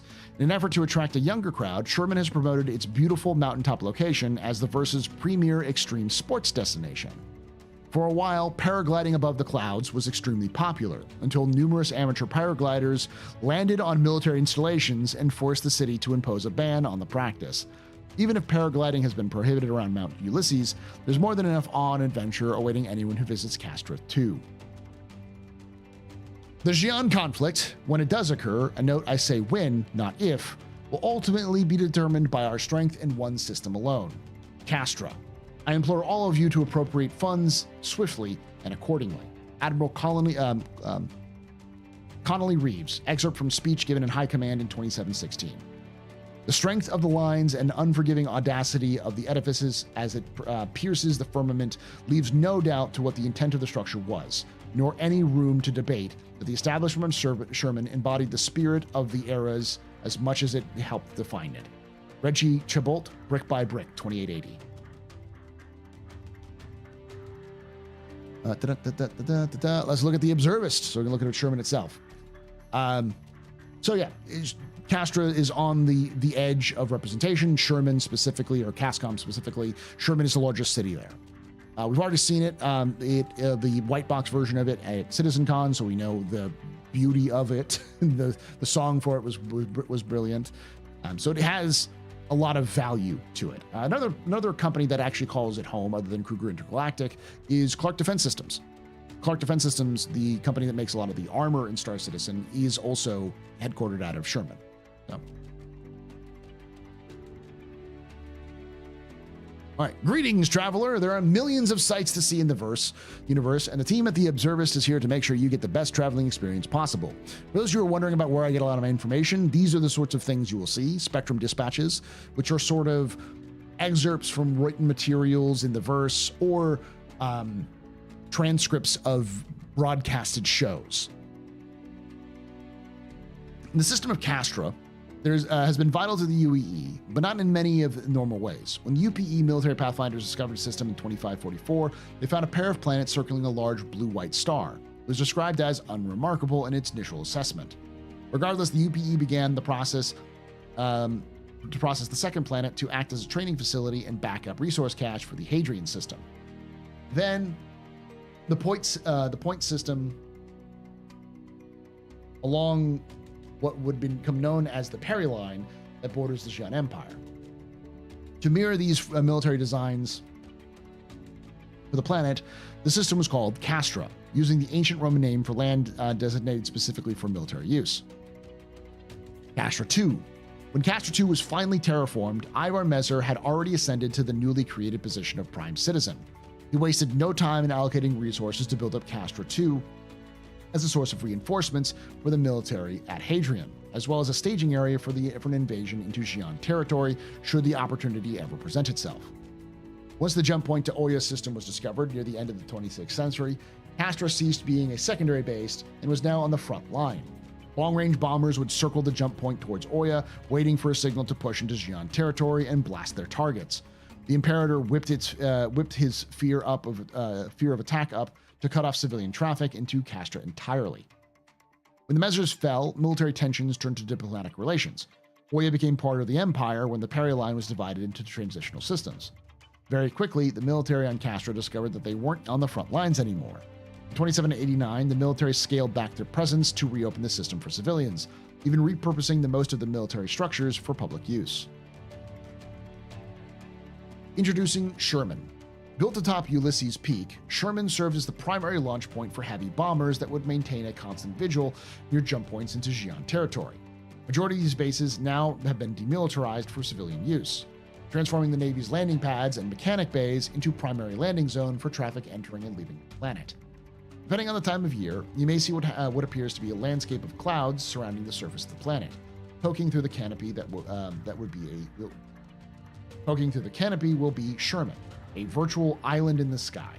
Quick note, you enthusiasts will probably notice a lot of firepower on your approach. Anti-ship batteries as well as a pair of AOV-9 anti-orbital cannons. They may look old, but don't try to be funny. They still work.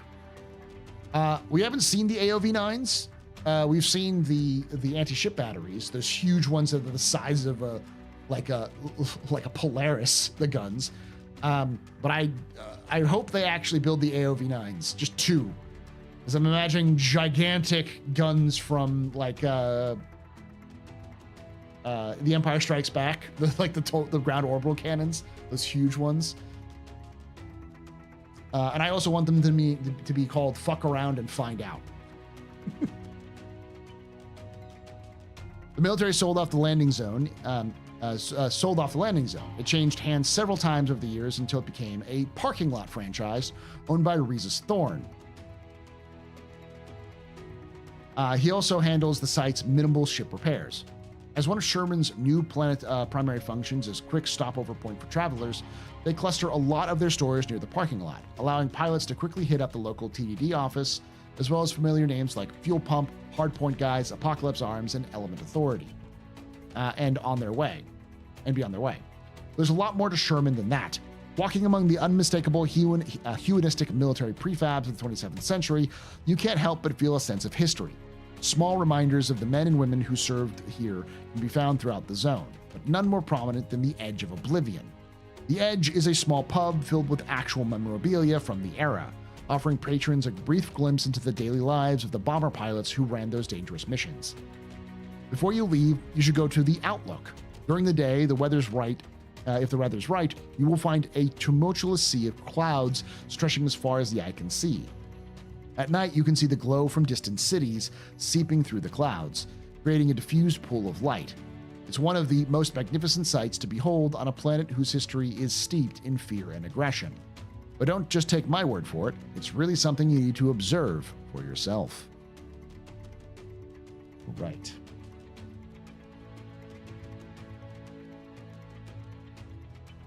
So, hopefully you're getting the idea of these systems. Stanton is very corporate, sort of outside of the UE. It's a giant corporate park. You can buy a lot of different things. And then there's Pyro, which is very chaotic, anarchistic, small fiefdoms vying for power in a blasted system. Nyx is very dark and quiet because of the nebula, with only a handful of groups which are vying for control, but are kind of politically more peaceful, but politically antagonistic to the UEE. And then Castra, a system that's on the burgeoning ring. It's on the way up, becoming represented by the UEE, and growing.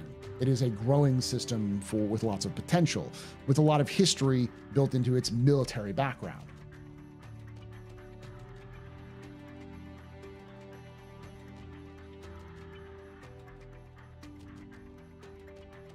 Thank you for the lore tour. I didn't know ArcCorp leased city sections to other companies. All the Bioticorp and Asiato branded buildings make sense now.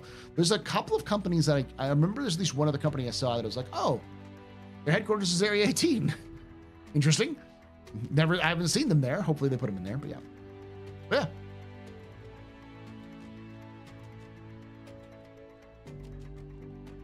We do know that those cannons, the batteries that we've seen in the white box arrays, at least, almost certainly can shoot stuff. Those seem to be the same developed cannons as the ones that are going to be put on space stations. So Botacorp dungeons. Botacorp may be actually headquartered in Area 18. They could be. I don't remember if they are or not. Let me look them up.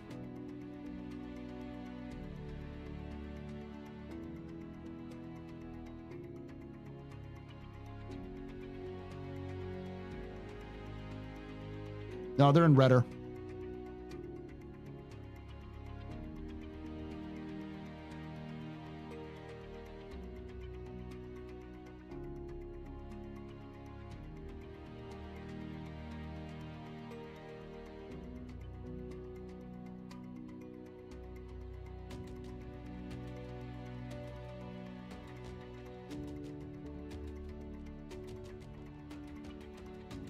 Yeah, I'm not able to see anything here. Yeah.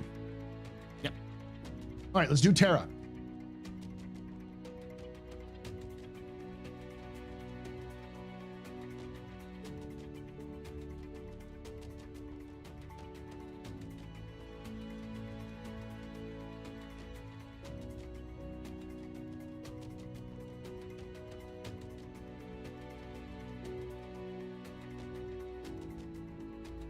So Terra is fairly old.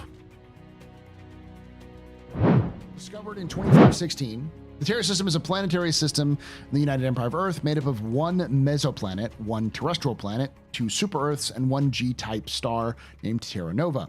Located at the nexus of 7 jump points, the system was first charted in standard Earth year 2516 as part of Project Farstar. It was quickly colonized upon the discovery of that the third planet was naturally habitable, and the one other planet was located in the green band. The lush and resource-rich planet Terra 3 became a hub of trade and culture, eventually growing in population and prominence to the point that its government was able to maintain a progressive stance even under the rule of the Mezzers. It continues to be one of the most influential systems in the UEE. The Transitionalist Party, based on Terra, believes that the system should be the center of human government. Arrow.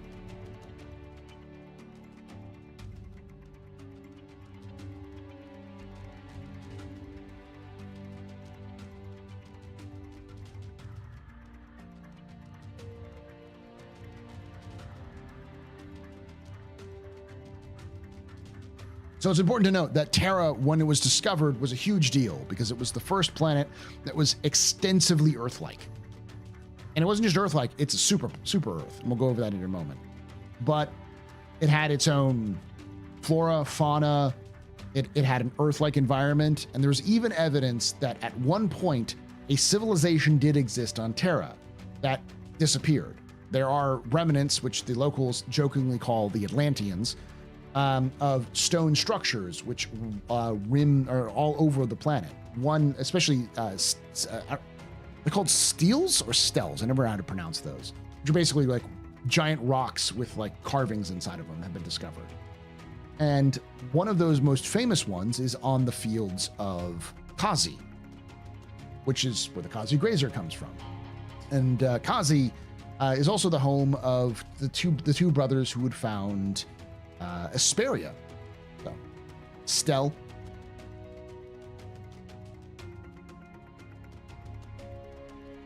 I've always seen it written out. I don't think I've ever heard it pronounced properly.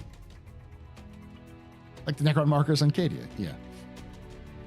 All right, so let's look at Terra. Well, let's look at Terra 3 last, right? Because it's good, but let's look at the last one.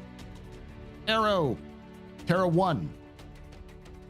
Orbiting closest systems to the sun, its surface is too dangerous for any humans to venture upon, running greatly for periods of time and under the limits of current technology.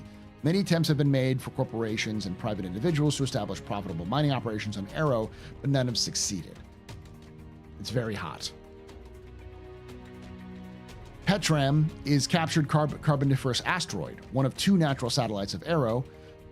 It orbits closer than Arrow than its sister moon, Petrus. Regular shaped pot marked with craters and following an inclined orbit, Petrus may possibly be a remaining piece of once larger celestial body, but has 2 smaller moons. Pike is more important. Pike is the second planet in the Sun and Terra system. While its proximity to the Sun and thinness of its atmosphere make it a hostile environment, the rich reserves of resources on the planet have made it host to thousands of mining operations and refineries. While many outposts are built underground or sealed arcologies to protect workers, processes are typically automated when possible in order to minimize human exposure to the elements. Pike is almost entirely run by drones, meaning possibly AI running Pike. AI is illegal in the Star Citizen universe, so interesting. But Pike was a breakthrough in technology. They used Pike to discover a lot of autonomous drone technology, things that allow for drones to strip mine and bring in resources with as little human interaction as possible.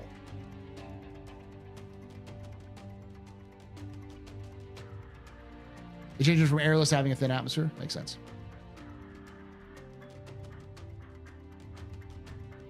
The Oxford Dictionary says steel. Yeah, okay. And then its moon, Toja. Toja is tidally locked. Its far side is heavily scarred with frequent meteor impacts from space debris. The near side of Toja is dotted with auxiliary service centers built to support mining operations on Pike. All right. Let's just talk about Terra then. Terra 3. Naturally habitable, it was colonized shortly after its discovery in standard Earth year 2516 and has been since become the most populous planet in the UEE, as well as a center of culture and commerce. Terra's political leaders played key roles in the movement that ended the despotic rule of the Meser era. Today, Terra remains a center of progressive politics and is home to the Transitionalist political party. Now, the thing you got to understand about Terra is that the people of Terra are douchebags. They're pompous assholes. They're also incredibly rich. The living on Terra is the closest you're going to get to paradise in the Star Citizen universe. They built cities to conform with nature rather than clash with it. So all of their stuff is built to be like kind of be with one with nature, man. And because they were a nexus of jump points, they have a lot of commerce that comes through it. So they all think that their shit doesn't smell. They think they're the best system in the universe. Some of them are very good negotiators and business folks, but a lot of them are insufferable twats.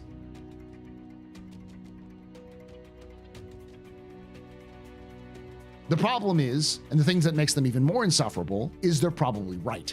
Terra is probably better than any other planet we will ever encounter in the Star Citizen universe. It is paradise, which makes it even more frustrating.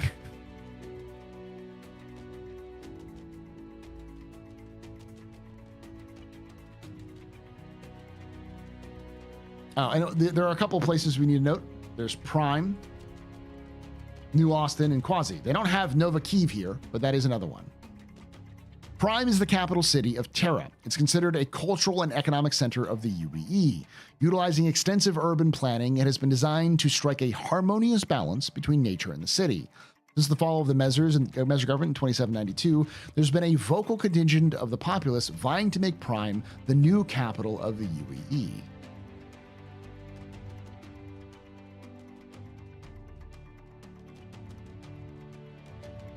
New Austin is a city on Terra 3 and is one of the planet's initial colonization points.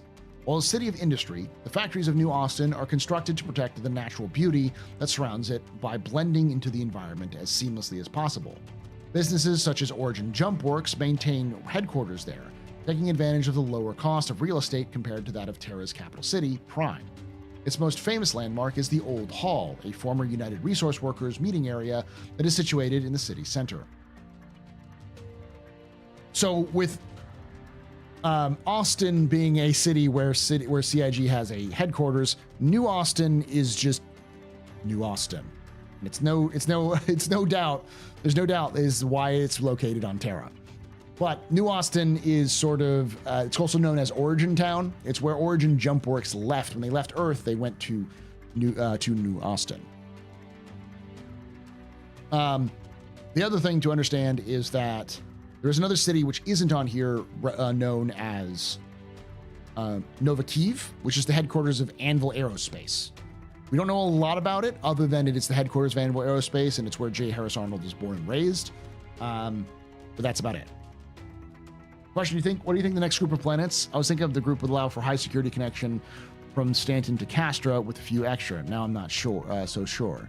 We'll talk about it here in a moment. It's a good question. Hold on to that for now. And then we have Quasi. Quasi is the second largest city on Terra, located in the southern hemisphere. Sometimes it's called Quasi, sometimes it's called Kazi. It depends on what you're into. The southern hemisphere in the shadow of the Nisei Mountains. Most known for the large complex of ancient ruins discovered early in Terra's settlement, Quasi remains the bustling tourist industry and is home of the Quasi Institute for Xenological Studies, QUIS. Summers in Quasi are relatively cool, while winters are long and subject to more than 200 millimeters of snow per season. I don't know if that's big or not. I only speak American. So 200 millimeters sounds like a lot, but I don't know what that is in inches.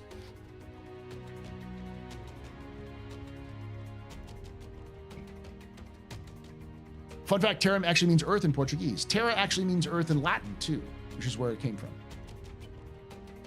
20 centimeters, 4 inches, less than a foot. That's not a lot. But if you're interested, 8 inches, okay. If you're interested, this is why we have the Quasi Grazer. The Quasi Grazer literally is from Quasi. That's what was discovered. So it's my belief that the shaggy, hairy Quasi Grazers you see in I think in Microtech, those are probably the original Quasi Grazers, the ones without the eggs, which means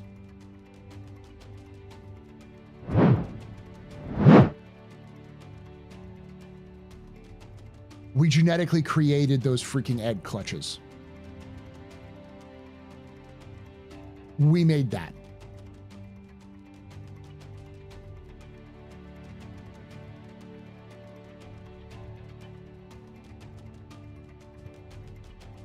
Oh no, genetic engineering is common. It's been known, genetic engineering has been a thing in the Star Citizen universe since like the 23rd or 24th century.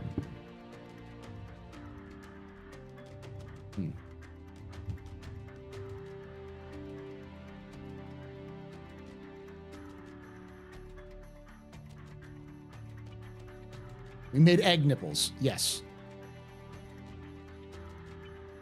So if you're squeezed out by that, if you're kind of like weirded out by the egg nipples that are on the Quasi Grazer, just know that some scientist made that.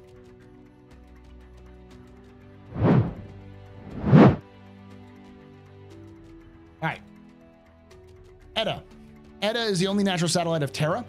Because it's nearly identical in size to the moon of Earth, its presence in Terra's skies was seen as a sign by early settlers that Terra was meant for human habitation. Its close orbit around Terra, however, causes more extreme tides than those found on Earth. There's a famous quote by Terrans that said, "If you want to know where humanity has been, visit Earth. If you want to know where humanity is going, visit Terra."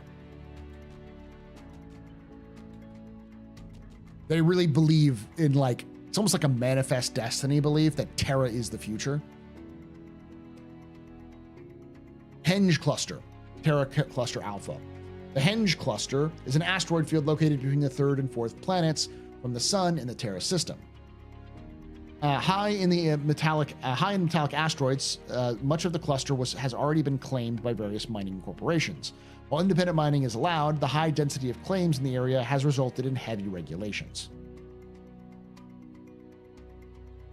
Gen, Terra 4. Now this is an interesting one. Gen is the 4th planet in the Sun and in the Terra system, and the 2nd most populous. Terraforming on Gen was completed roughly a century after Terra was settled. Many military and administrative bodies from the UEE established headquarters on Gen, taking advantage of the system's 7 jump points and the planet's proximity to Terra. Gen's population is thus largely made up of government workers. Representatives of Gen have made multiple bids for senatorial representation, but no attempt has yet been successful. So Gen is the ugly stepchild of the Terra system. You have the beautiful, wonderful, pristine, everybody loves her Terra, and Gen is the ugly one who no one paid attention to because their sibling took all the limelight. So when they actually were terraformed, and Gen was actually created to be terraformed, it became more of an administrative hub. So it's not pretty compared to Terra, but it's functional. It's an administrative world.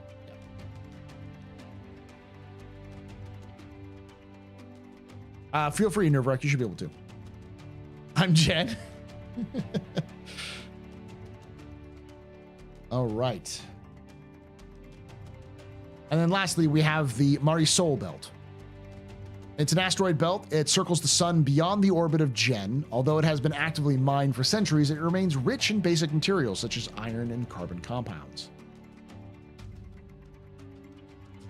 So, here's what we can learn about Terra.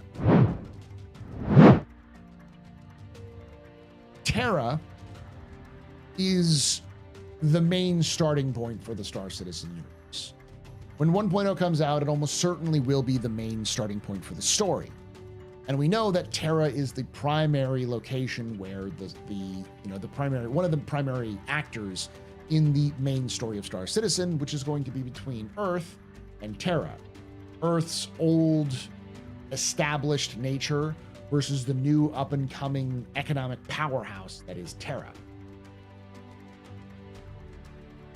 Cold War between Earth and Terra, that's been going on since Mezer took over created the UEE. Terra has always been sort of locked in a Cold War.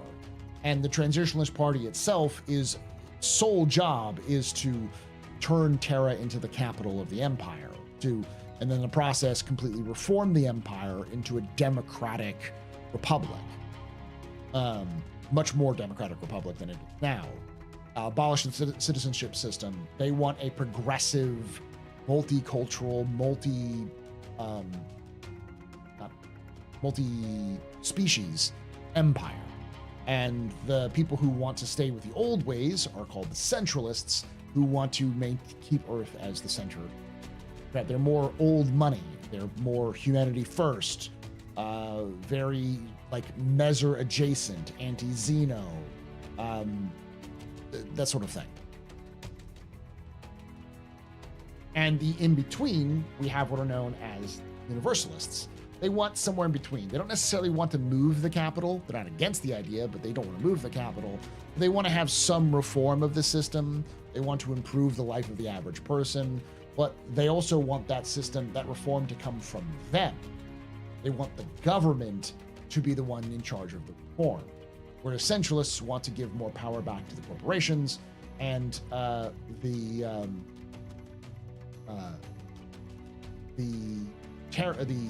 transitionalists want to reduce the power of the government entirely, become more less centralized, more freedom.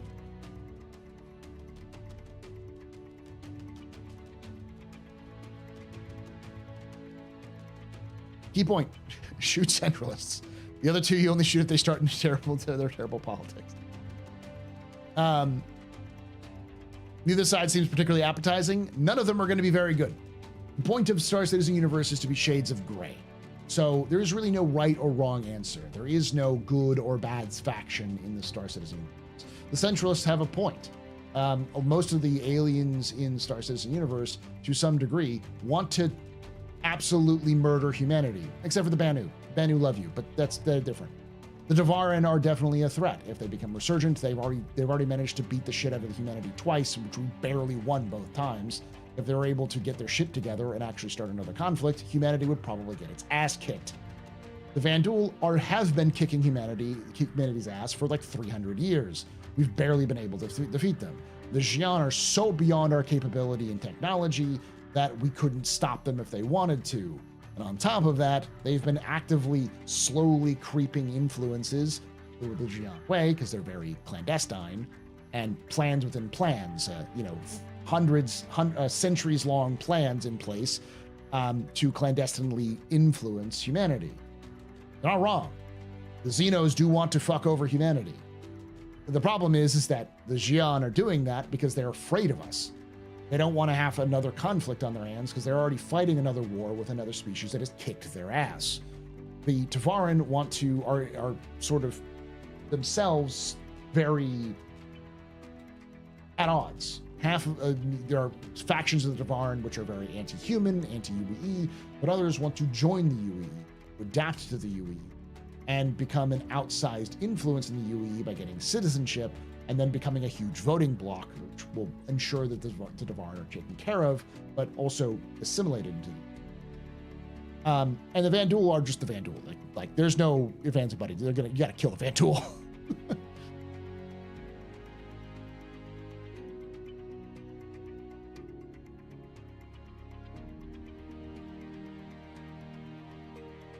So, and again, the infrastructure of humanity is crippling. It's falling apart. So the Universalists have a point that government has a place to step in. But the government is also not exactly good at all of these things. It is terribly corrupt. It's rife with corruption and other problems. The military is running rampant with a blank check, which they've actively threatened the government with if they cut their funding. At the Polo Initiative, there's theories that the whole Battle of Vega 2 was allowed to happen in order to show the government, the Senate, that this is what's going to happen if you cut our budget.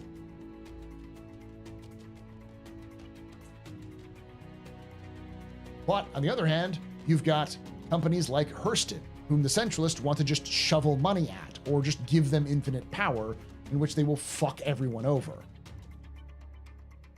The point I'm trying to make is there are no good guys in this equation. Even the decentralized nature that the transitionalists want to make, where there's more individual freedom for systems, sounds nice. Much harder to raise a military to defend against the Vanduul, who want to eat your fucking liver, who want to raise your planets to the ground and chop it up for lunch. Like, the transitionalists are pacifists almost. They're very much not okay with fighting wars. They'd like to negotiate with the Vanduul, which is insane.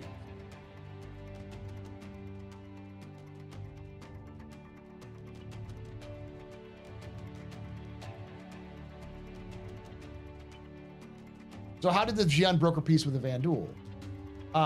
We don't know. Probably more because the Vanduul got crushed by the Xi'an, because they have incredible technologies.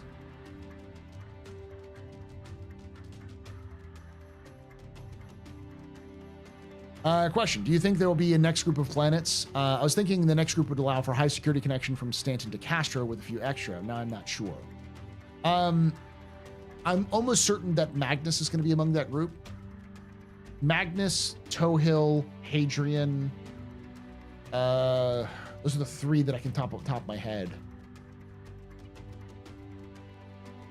Maybe Virgil, because it's a Vanduul system, so you can deal with that stuff.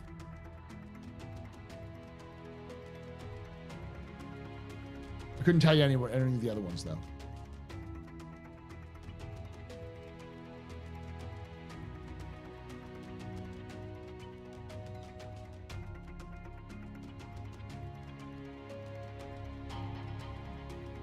All hail the Prophet of Pylo, the most simple, easy to understand of all options. Yeah.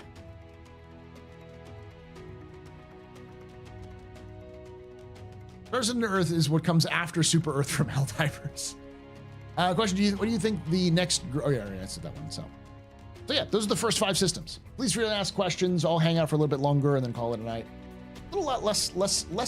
This was smaller or shorter than I thought it was going to be.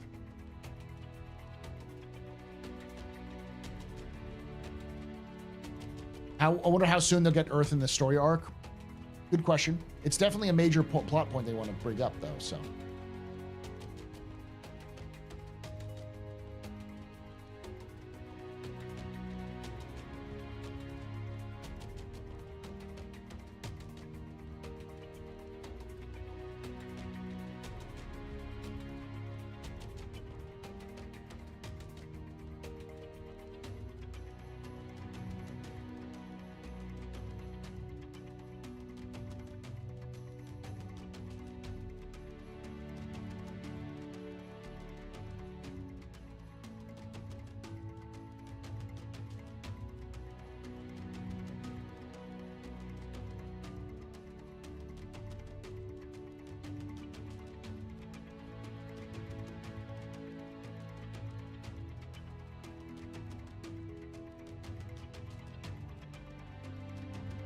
What's your favorite bit of lore, Paul?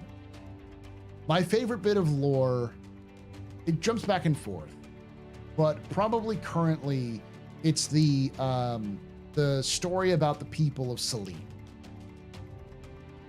So Selene is the main world of the Virgil system, and they're sort of began as a tranquil, pastoral, mostly agrarian society, which rapidly industrialized into becoming a militarized industrial society because of the invasion of the Vanduul in neighboring systems. And when the Vanduul came to Virgil, it was personal. Like, they didn't, usually the Vanduul invade so they can gather resources. The Vanduul came in and just like nuked cities. They just scorched earth the planet. Because in the other planet, the other system that humanity had been fighting them before this, was humanity had done the same thing. When the Vanduul tried to land and take areas, humanity just dropped antimatter weapons on them to deny resources from them, which I think is it's called the Grinder now. I can't remember the name of the system, but Taliban? No, it wasn't Orion.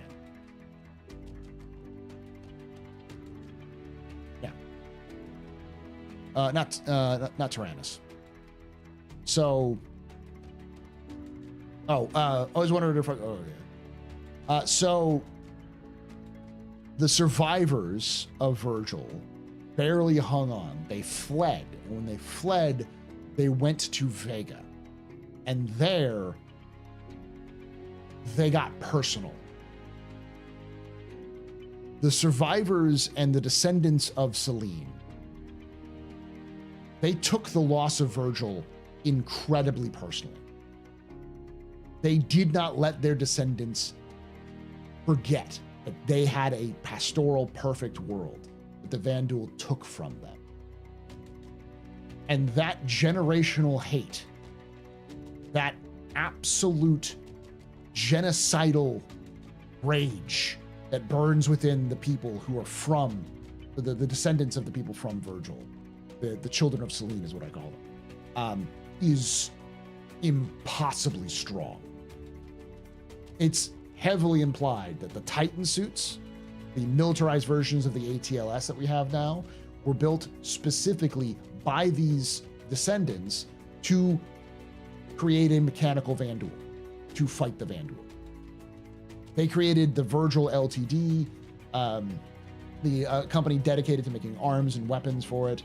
There are multiple descendants who've mentioned who basically trained their whole lives just to kill Vanduul, kept images of their ancestral homes, which are now far gone, that maybe 3 or 4 generations have gone. They still have pictures of their old homes from Virgil. Most of them live on Vega 2 now. So, like, they're Vegans. So, it's like, do not make them mad. They hold grudges.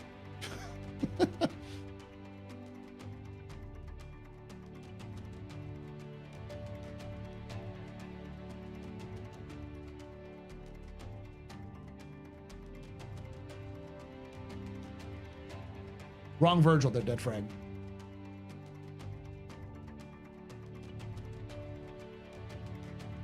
In other words, they're this universe's Cadians. Yes. Very much this universe's Cadians, or, you know, the people of Reach from Halo. You know, the famous, in the like video game things, you know, you have Remember Reach and Cadia stands. I think the good term for Virgil is vengeance for Virgil. Like, yeah. It's not about being defiant amongst all odds. It's not about remembering the tragedy. It's about, if I can live long enough to kill every single member of this species, I will die happy.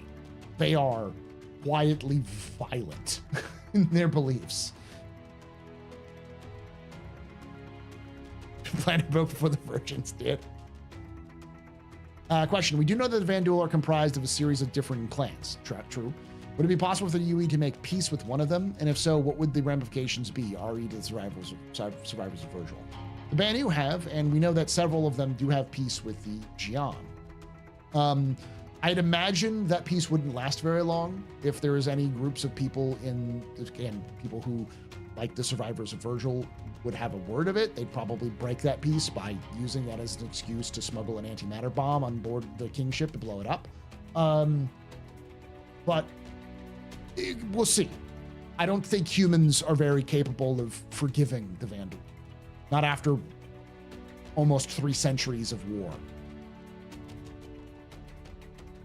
Yeah, they need some sort of larger enemy. There is a theory that the Vanduul only recently started showing up in places where humanity had been long established. Why were they showing up in human space after humanity had been there in some cases hundreds of years? Something must be pushing them into human space. But what? Now, using the historical analogy, because this is basically, what if you took Rome in space towards the end of the Roman Empire? It's clear Earth is Rome, and Terra is Byzantium or Constantinople, and the CIG is not subtle.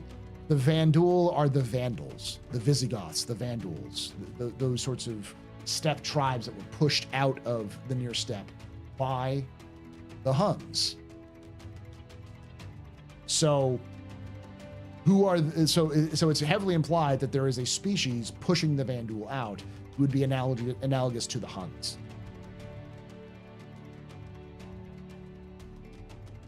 The Reapers.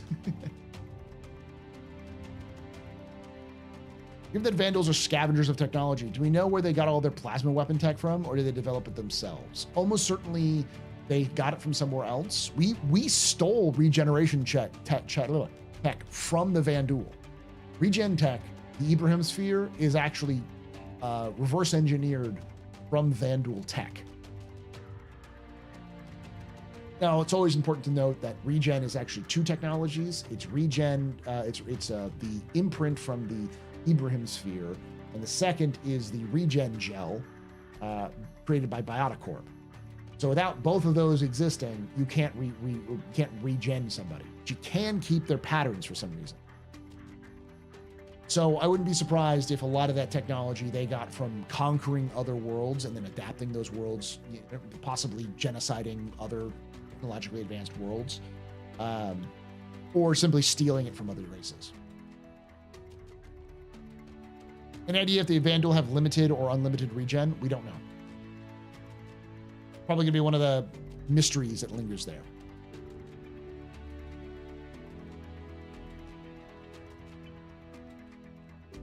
It isn't about memory or defiance. It's about bloody-minded spite. Yeah. What's regen gel made of? Where does the material come from? Would be cool if we see the event where you can't regen due to supply blockade. We don't have any information on that quite yet. That's one of those, I'm sure they'll come up with it when there's gameplay ramifications for it.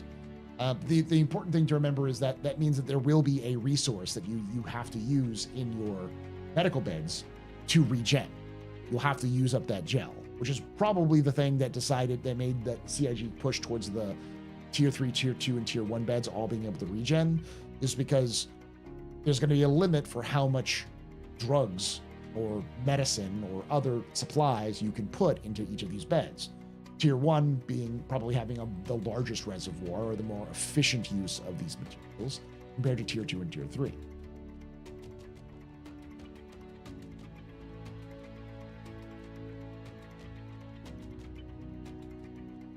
Speaking of regen, do we know the members of the Second Fleet had their regen set prior to Vega 3?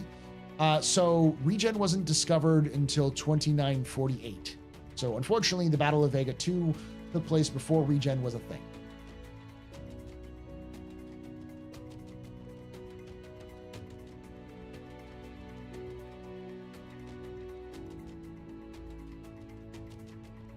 One with the Second Fleet? Yeah.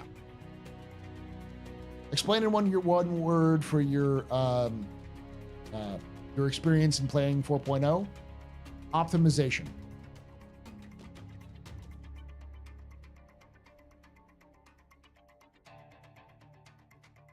Can't regen if the body manufacturing system, the sphere, is hooked into ceases to exist. This message is brought to you by the Antimatter Weapons Consortium. FanDuel talking a lot of shit within antimatter range, antimatter torpedo range.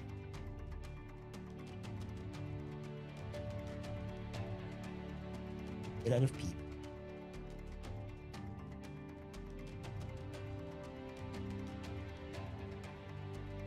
Does anybody have any other questions? We can go on for a little bit longer.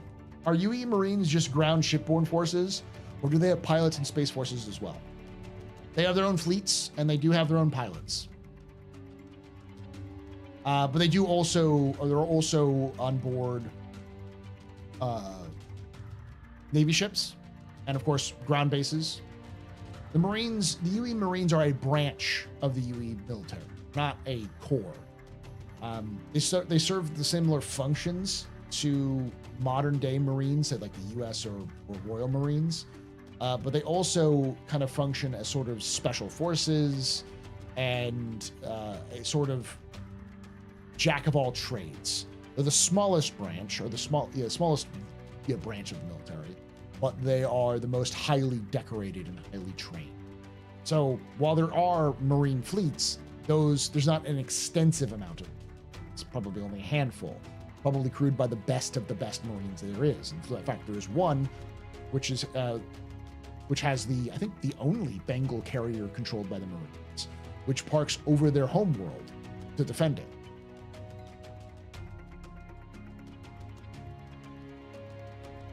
Question: are there any alien races like the Pakleds from Star Trek, or are they all extremely intelligent? There are plenty of species who are in like a Stone Age level of technology, but not many. There's not any sort of like industrial or like early space age or just starting off at exploration of space. And there's nothing like that. You have like pre-Stone Age, Neolithic, and then you have spacefaring. You don't have much in between yet.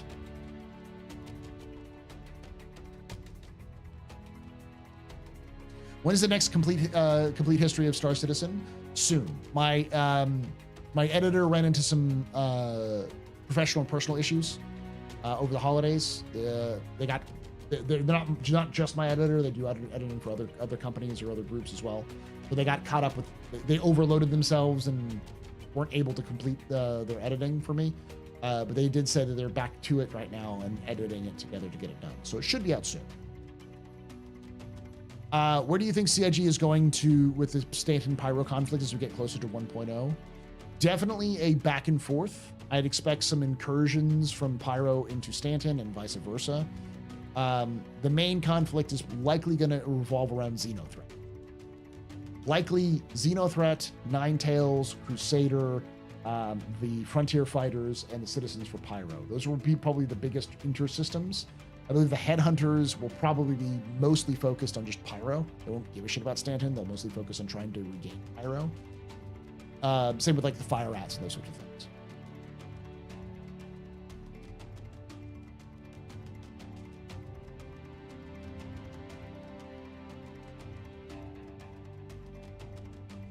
How big is your museum going to be when the base building comes out? Huge.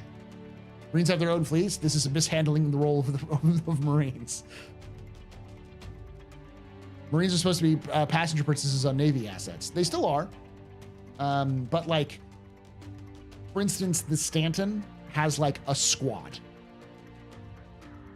I don't think they even have a platoon. They just have a squad of Marines. 6. Do you think CIG will add more alien races in the next few years, or will they stick with the handful they have for a while? I think they'll stick for a handful once they get them out. Once they get those races out, we might see a more extensive amount of like alien races, but CIG is still having problems getting their servers functioning. So let's keep that in mind before we get to the extensive alien races. Huge, that's a word, yeah. Do you think they'll ever actually bring the Krthaki, or will they always be a background we can't get to? I think they'll eventually bring them in. We're talking like years after 1.0. Questions. For new saving Stanton missions, are we only allowed to join one faction to earn the rewards from all of them? I do not believe you can earn rewards from all of them. You have to earn, if you earn rewards with one group, you will be blocked out of earning the rewards for the others. So you will almost certainly have to pick a faction and go through it.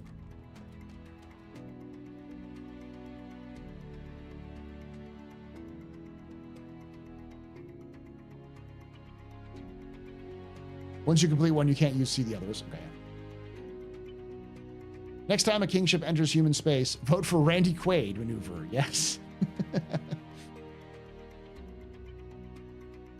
the faction choice matters quite a bit for rewards. Yes. I believe it's skins and then some other things. I know the big one is the skins.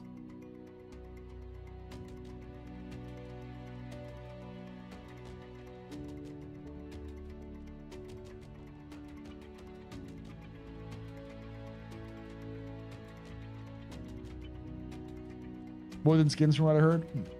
I have seen the images of the skins.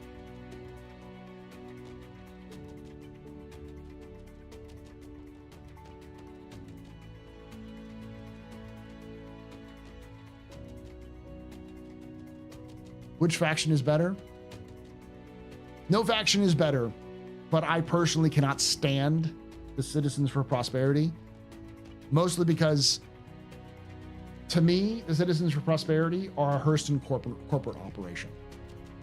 The founder has this long story, sob story about her best friend and lover who died and was a pyrite who was a resident of Pyro, born and raised, was doing things, then got caught up in crossfire, and she got so mad she wanted to go out and commit crimes. But now she's good. Now she, instead of going out and killing people, she wants to settle the system and improve it and prevent the raidings from happening ever again. Which screams to me bullshit when you find out that she was a Hurston Dynamics accountant. And any person who's worked for Hurston Dynamics at that level, almost guarantee you, morals is probably not a thing you have. So the idea that she quit her job as a Hurston Dynamics accountant to run this full time and has managed to make it work goes, oh, sure. Totally aren't being paid for by the Hurstons or anything like that. I also just despise the Hurstons perfect. Have you talked about the Frontier group? I still don't quite know what this one's about. There's no lot of lore on them. The best way I can describe them is they're a vigilante. Their belief in dealing with the problems of Pyro is to go in and kill them all.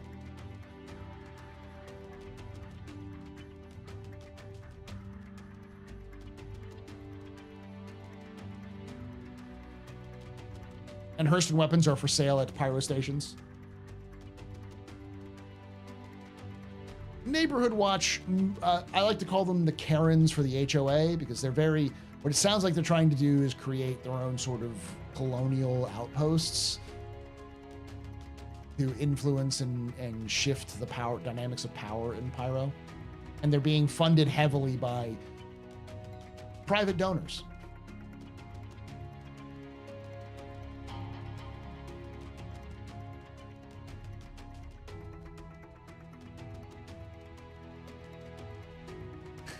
But the transporters help fund my transport from Earth. I'm still paying it off. Yeah, they're colonizing Pyro by exterminating everyone who already lived there. That is how colonization typically goes in human history. So, of course, the people they're attacking are criminals. Like, the headhunters are not nice people. But the headhunters have also been in that system for 300 years. They're definitely have a lot more claim to the system than the Citizens for Prosperity do. And nobody likes the Xeno threat because they just showed up and fucked everybody's shit, so.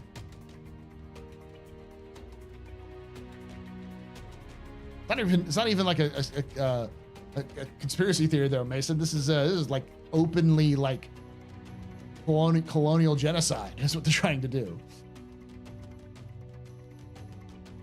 True, not longer than the Fire Rats. Again, that is the only true group that I believe deserves the control of Pyro is the Fire Rats. Just let the poor children of the sun have their cult leaders run that thing.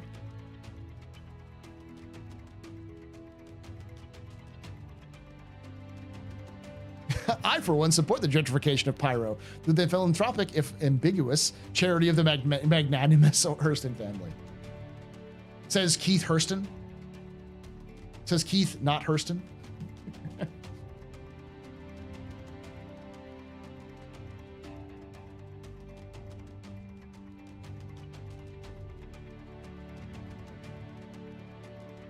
Fire Rats. So the Fire Rats are the oldest group of Pyro.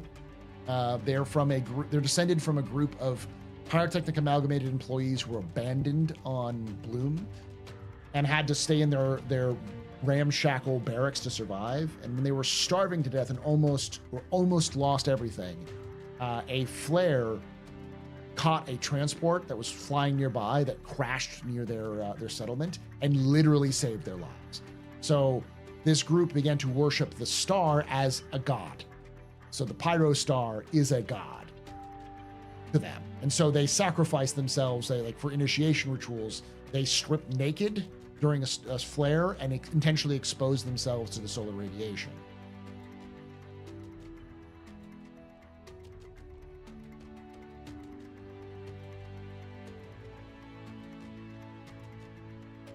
Yeah. If you go to the contested zones and go through an area that looks like a chapel, that's Fire Rat Chapel. You'll notice that at the top of the altar, there's this steel, made out of steel girders, this thing that looks almost like a star. That's because of the star. Yeah, and the fun fact is it's actually created by the community. It's a community-made faction. Made over a live stream. Not every detail, but a lot of the overarching points was made up by the community as a collective group over a live stream, which is pretty cool.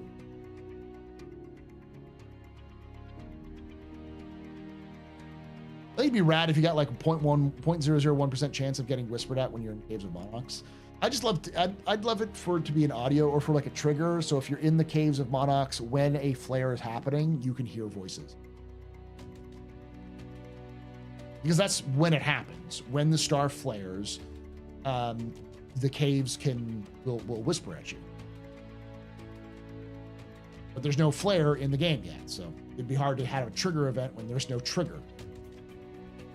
I'd love to have it be a variation, though. Again, like a percentage chance it'll go off. Praise the sun, literally. And it's also, funny enough, not the only star cult in the in humanity. There's a completely other group of cultists called the Outsiders that worship their star.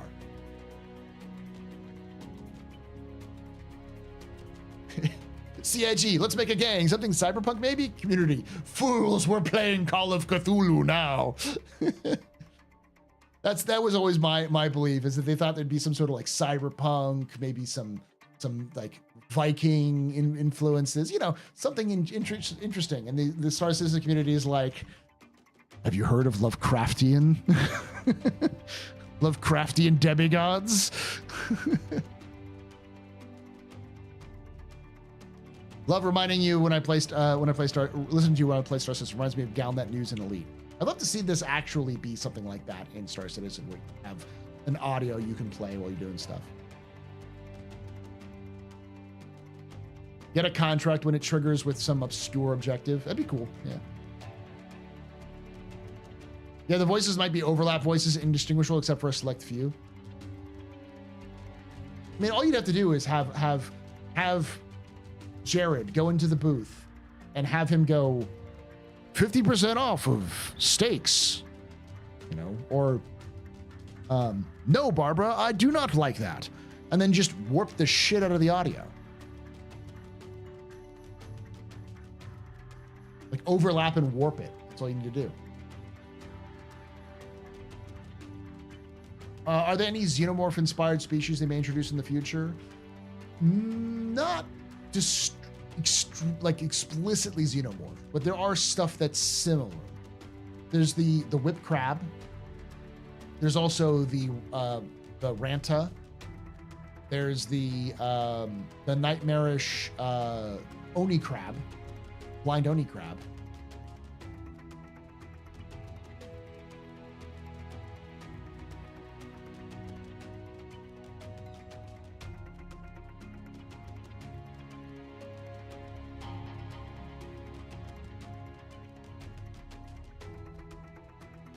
If you looked at those creatures, by the way, most of those creatures are variations of each other.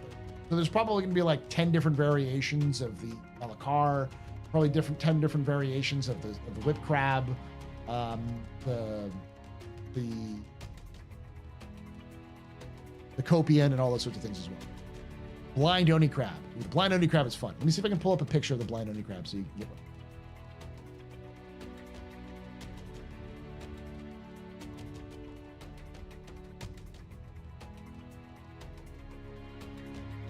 Zyphopod. There we go. Zyphopod.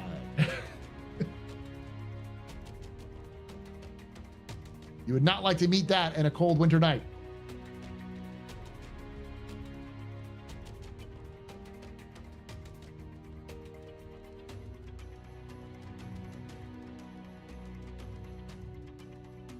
Yes, that is its mouth.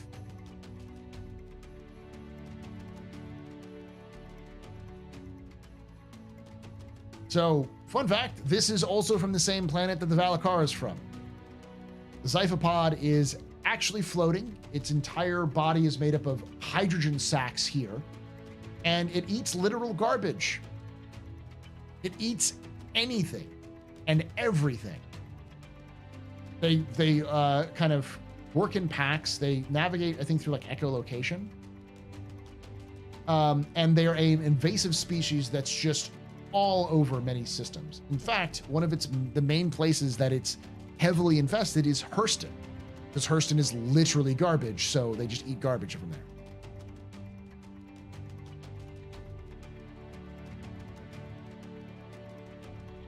Like a chessburger with extra steps. They're incredibly cowardly. They eat like, can eat pretty much anything, but they usually just sort of eat refuse. They're scavengers. But because they travel in groups and their sacs are mostly made up of hydrogen, I like to call them Hindenburgs. Because when CIG introduces incendiary ammo, if you have to go hunt some Zyphopods, one shot to one might start a chain reaction. You have a tiny hydrogen explosion all over the place.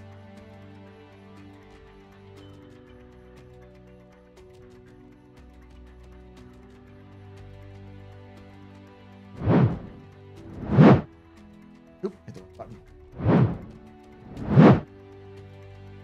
Space rats, in other words. Yeah, kind of like space rats or like seagulls. The cave mutation of the Valakar had to be the most disturbing to run into. That thing looked like nightmarish. Another fun fact, at least one of the people they hired to do the creatures, to come up with the creature concepts for Star Citizen, was the person who came up with the creature concepts for Mass Effect.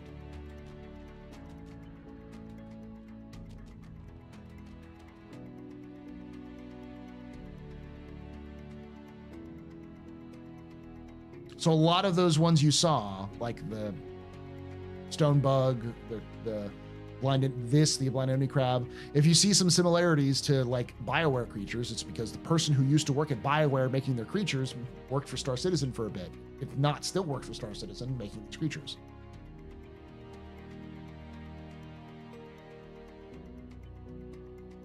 Hydrogen explosions are pretty mild. When you have a chain reaction of them, of like dozens all around you, spewing fire as they explode. I imagine that's going to, in the Star Citizen Star Citizen the game, which wants to propagate fire. I imagine it's like starting a, wildfire instantly. Also, it'll be cool to watch them pop. That's the fun part, watching them blow up in tiny little puffs of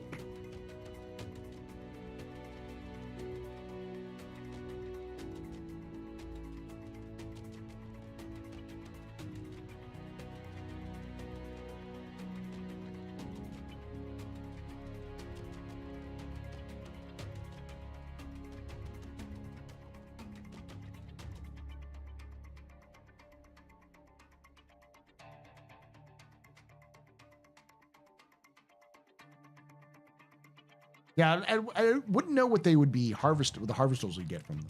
It may be kind of like the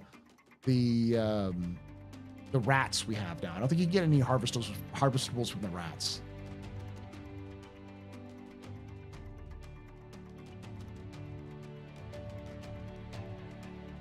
Ooh, membranes would make sense because they are lighter than air because of the hydrogen sacs. So maybe getting the membranes from the sacs. I could see those being used for like medical technologies.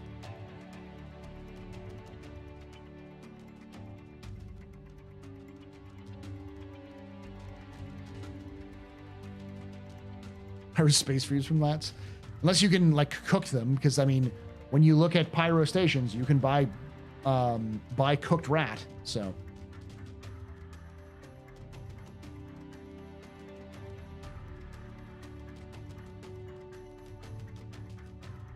I feel like a lot of the animals will have harvestables for medical technologies. You can also see them like whatever organ produces the hydrogen might be an interesting one, because when that organ might be useful for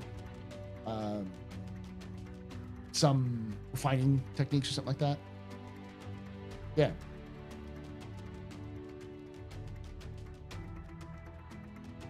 Rat on a stick.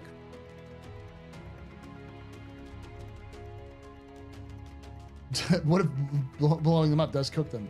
I'd imagine they'd be very tough because they're mostly hydrogen.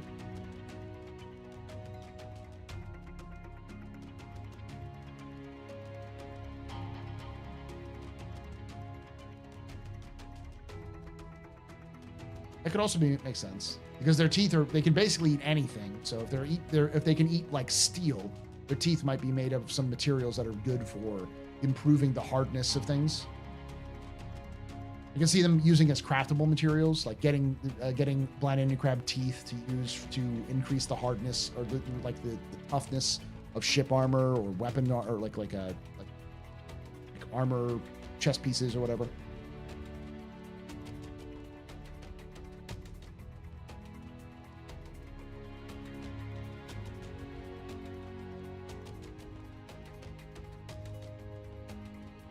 Tunnels and Trolls reference the last. Rat on a stick? There is literally rat on a stick in Star Citizen, so.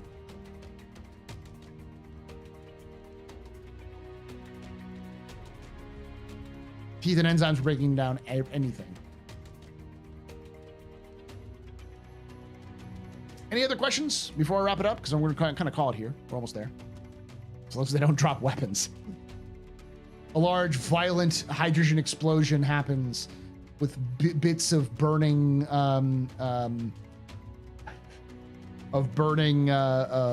zyphopod flying around, and as it careens to the ground, out drops it covered in viscous fluid a full operational Karna.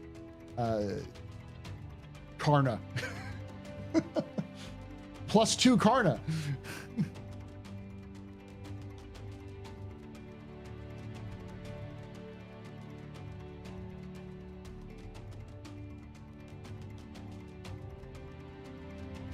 Oh, I could also see that. Oni crab tooth-tipped armored piercing rounds.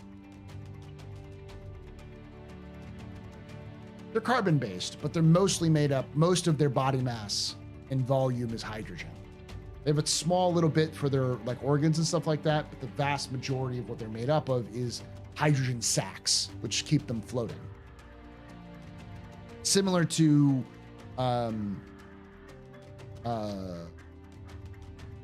storm walls, space whales, they're mostly made up of hydrogen sacs or lighter than air sacs.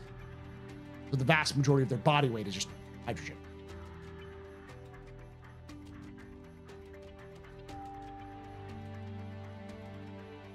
The Hindenburg, yeah, that's what I joke about.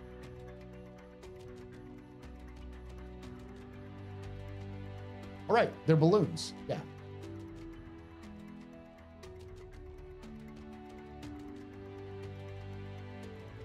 But as Iris pointed out, the reason why the Hindenburg blew up was because it was coated in, its paint was coated with a very flammable paint.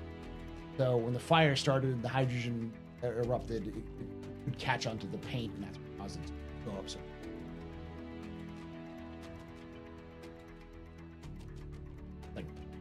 15, something like that.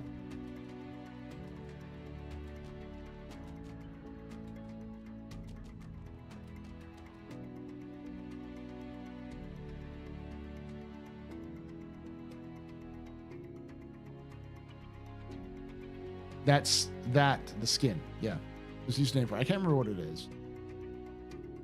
That's when we've moved to the much safer paint alternative, lead. Used today for things? Yes. I think it's used for explosives or some sort of things like that. What did Ira say earlier?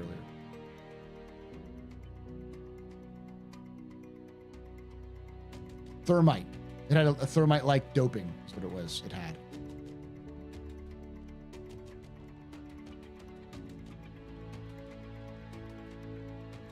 Another reason the Hindenburg blew up was the U.S. restricted sending helium to the thing. Yep.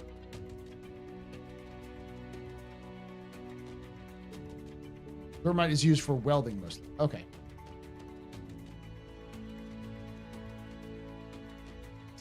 The Hindenburg and most Zeppelins were basically painted in rocket fuel. If I remember correctly, yeah, they had their skin was made up of because the reason why was because there's some elements of like weathering or like environmental protection. So like would be able to survive the elements a little bit better, the skin would, because it was super thin.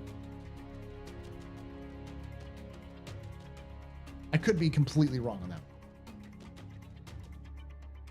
I remember it was a combination of a lot of different factors that caused the Hindenburg to go like that.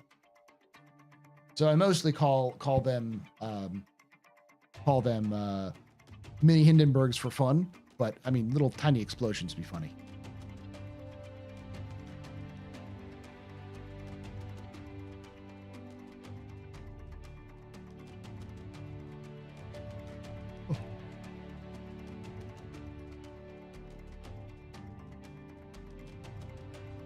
Thank you for watching so far, by the way. Hopefully you enjoyed this. If you have, make sure you hit that follow button on Twitch. We do stream on twitch.tv/TheAstroPub. And if you enjoyed this, make sure you hit that follow button here or the subscribe button on YouTube. Hit the like button as well. It helps spread the word a little bit more.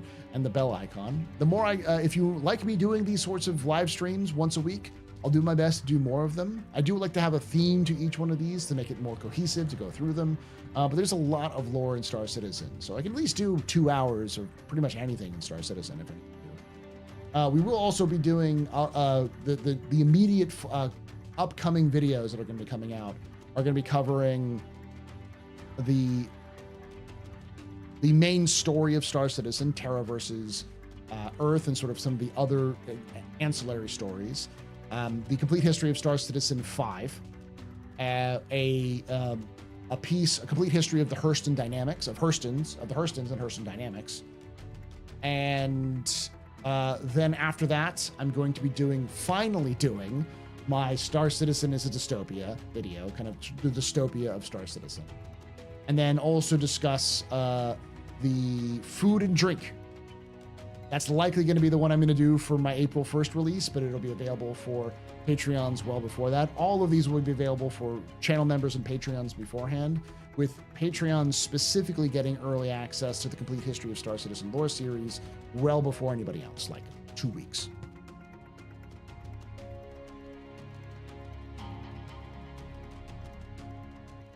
Yep, always enjoy your lore content. Great to listen to things while playing Star Citizen. Any plans on doing lore on the factions? I do. I need to know more information about things like the Headhunters, the Fire Rats, the Horizon, the Xeno Threat. We do have some lore, but we don't have enough like in-game or even out-of-game lore to kind of context to figure out what's going on. Structural materials were high magnesium content alloy called electron metal.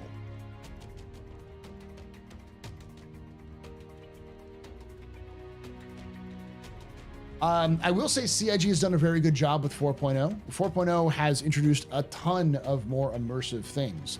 The contested zones in Star Citizen have lore. There is painted on the walls and in data pads you can retrieve scriptures and prayers and other sayings from the Fire Rats. There's extensive information in the siege or Save Stanton. There were like data pads you can find with information about the attackers. I keep forgetting their name, but there's the attacking group that were attacking Stanton. And of course, the NPCs talking to each other about the events in the world, making the world feel a lot more immersive is pretty good.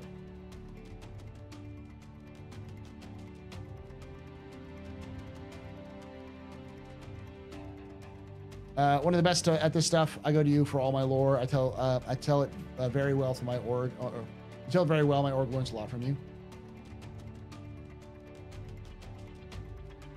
Do you think you'll have an in-game museum collection of different lore pieces? That's the plan. I actually run an organization called the League of Relic Enthusiasts, or Lore.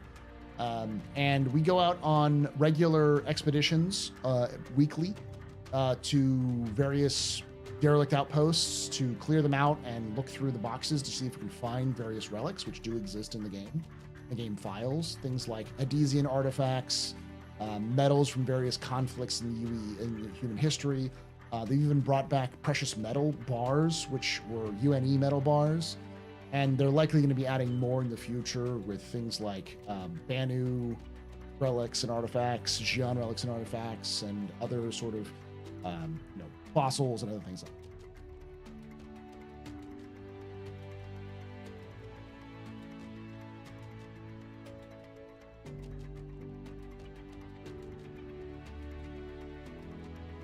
Any on plans on the lore of the worm? I do. I actually did a little short on it, which I screwed up because CIG screwed up and said it was going to be 200 miles long, not 200 meters.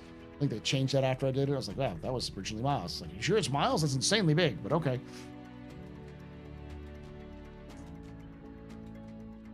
But it has been very validating that people are starting to see my videos and go, oh shit, Paul's made this video like 3 years ago on stuff that CIG's just now talking about more.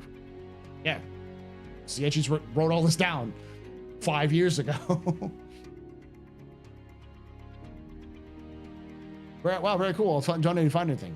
Thank you so much. Yeah, we're actually going to build a museum for artifacts as well as building different wings. So like we'll collect armor pieces of the Nine Tails, of the Fire Rats, of Xenothreat, of Citizens for Prosperity. And we'll put them on like stands for presentations, hopefully with little plaques that explain like what these armors were worn by, why they were worn by them, various buildings with, hopefully if we can get them in, ships, historical ships like the Gladius and the Avenger, giving some background on them.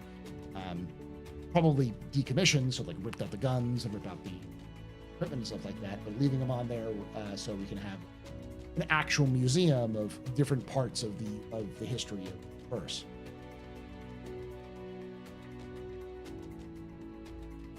Will CIG add a museum in the game? There are mentions of museums in lore for like some of the landing zones, possibly. Covering material was cotton doped with a mixture of stuff. Base was Celsius nitrate, very flammable and explosive, it seems. It's a cool idea. Something for post-retirement. Just for fun.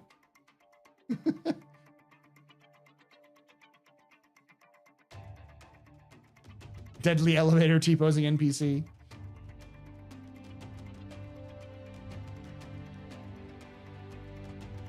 It really depends on what we can do, but we'll stretch as much as we can to get in there. If we can get those Mark I versions before the reworks, it'd be great too.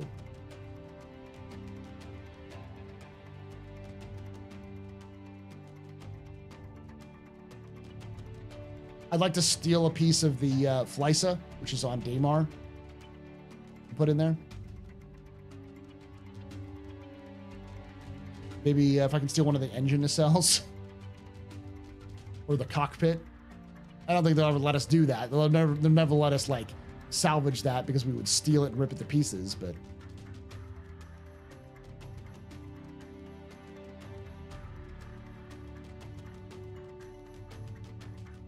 the old Blue Sphere Hornet.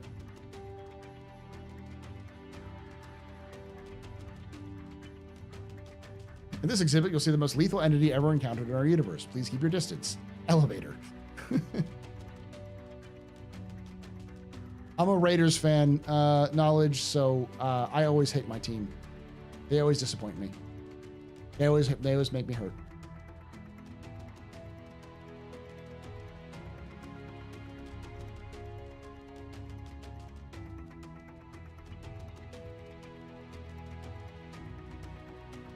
But yeah, if you have other ideas of things you'd like me to cover as well, let me know. Not everything has a lot of lore. There is a lot of lore written, but there are some things that are more covered than others, simply because gameplay reasons or narrative reasons, which we haven't heard about yet. Maybe Squadron 42 reasons. But if you have something you're interested in, let me know. Raiders have a serious problem off the field. You don't have to tell me. I have known for years. But who could have foreseen moving to Vegas? It's not like they've ever had good off the field issues.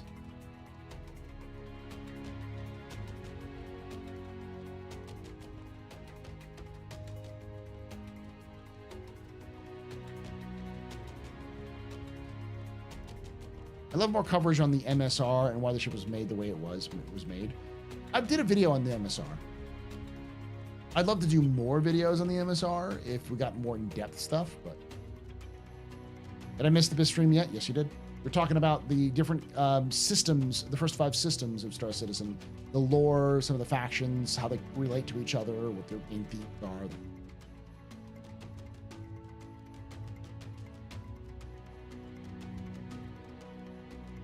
Why the headhunters in R&R don't repair and clean their settlements is because they don't have enough energy to do so. These settlements and the stations are so old that it would make more sense to rebuild them from scratch. So like cleaning them up would be like, okay, you clean them up, where are you going to put the garbage? And how are you going to replace it? It's also heavily implied that these locations are not being held by these groups for long. They're old systems that have been fought over. So a lot of these, the damage you see, or a lot of the garbage you see is probably debris from firefights, from artillery strikes, ship fights, crashes. And it's just like, why clean up something that you're going to only hold on to for at most a day? Have I done lore on Microtech? No, I do plan on doing an entire, because I've done Crusader, and I'm working on a Hurston's one. I plan on doing one on ArcCorp and Microtech, and then putting them together in one long, the Factions of Stanton video.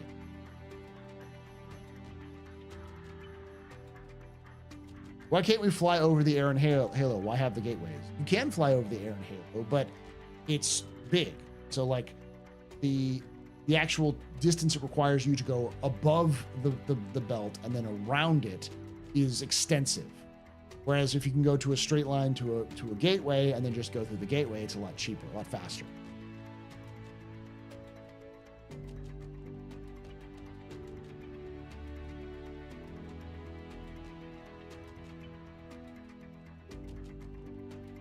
Did my Star Citizen survey yesterday. Wanted Nick's as my first on my rank order question.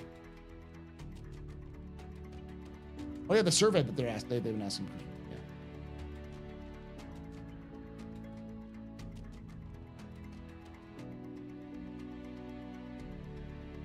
It just seems strange. R&R seems dead set on owning the stations. It would make sense for them to clean and maintain them. They may have had a plan to do so, but Rook, who was the original founder of them, died of a chronic illness. So his sons have taken over, who may not have as much of a desire to do so. And they've held the stations for quite a while, but it's likely a matter of how much effort and cost it would take to repair the stations to a degree where they're aesthetically pleasing versus just keeping them running. Hey, Paul, if one wanted to listen to you deep dive in people's then Pyro, would there be one hypothetical video or auto pit presentation? There would be. I did do a video. My last recorded video is on the system survey of Pyro. So go check that out if you haven't had a chance to. It's literally, if you hit !4, I think, in chat. If you're on YouTube or on Twitch, you should find it. But if you're on YouTube, this is the last video I've uploaded. All right, y'all, we've been over 3 hours long. Thank you for hanging out with us. Thank you for watching. Hopefully you found this informative. And again, if you did, hit that follow button here on Twitch, subscribe to us on YouTube, hit the like button, and hit the bell icon to be notified when we release and when I go live. I do plan on doing more of these as we go along, especially since people seem to like them. And in the comments below, leave me your comments on anything I talked about, and any suggestions you'd like me to do in terms of these sort of live stream dives looking over the different aspects. Thank you for watching. Thank you for hanging out. And like I say every time, remember, ex Historia ad Astra.